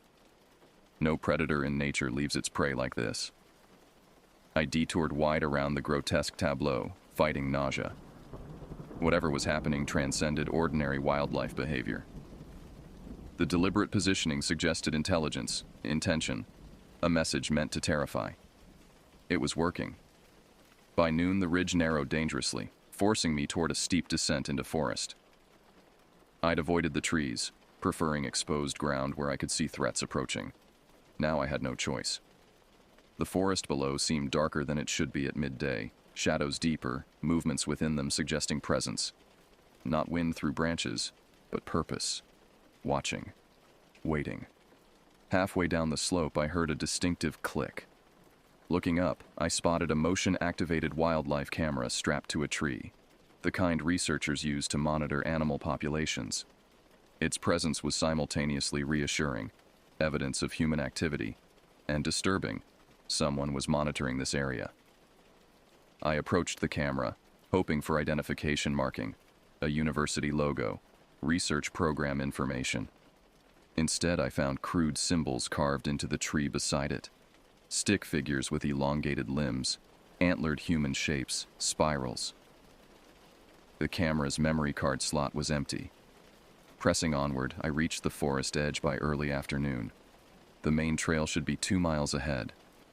My pace quickened despite pain and exhaustion, hope building with each step closer to civilization.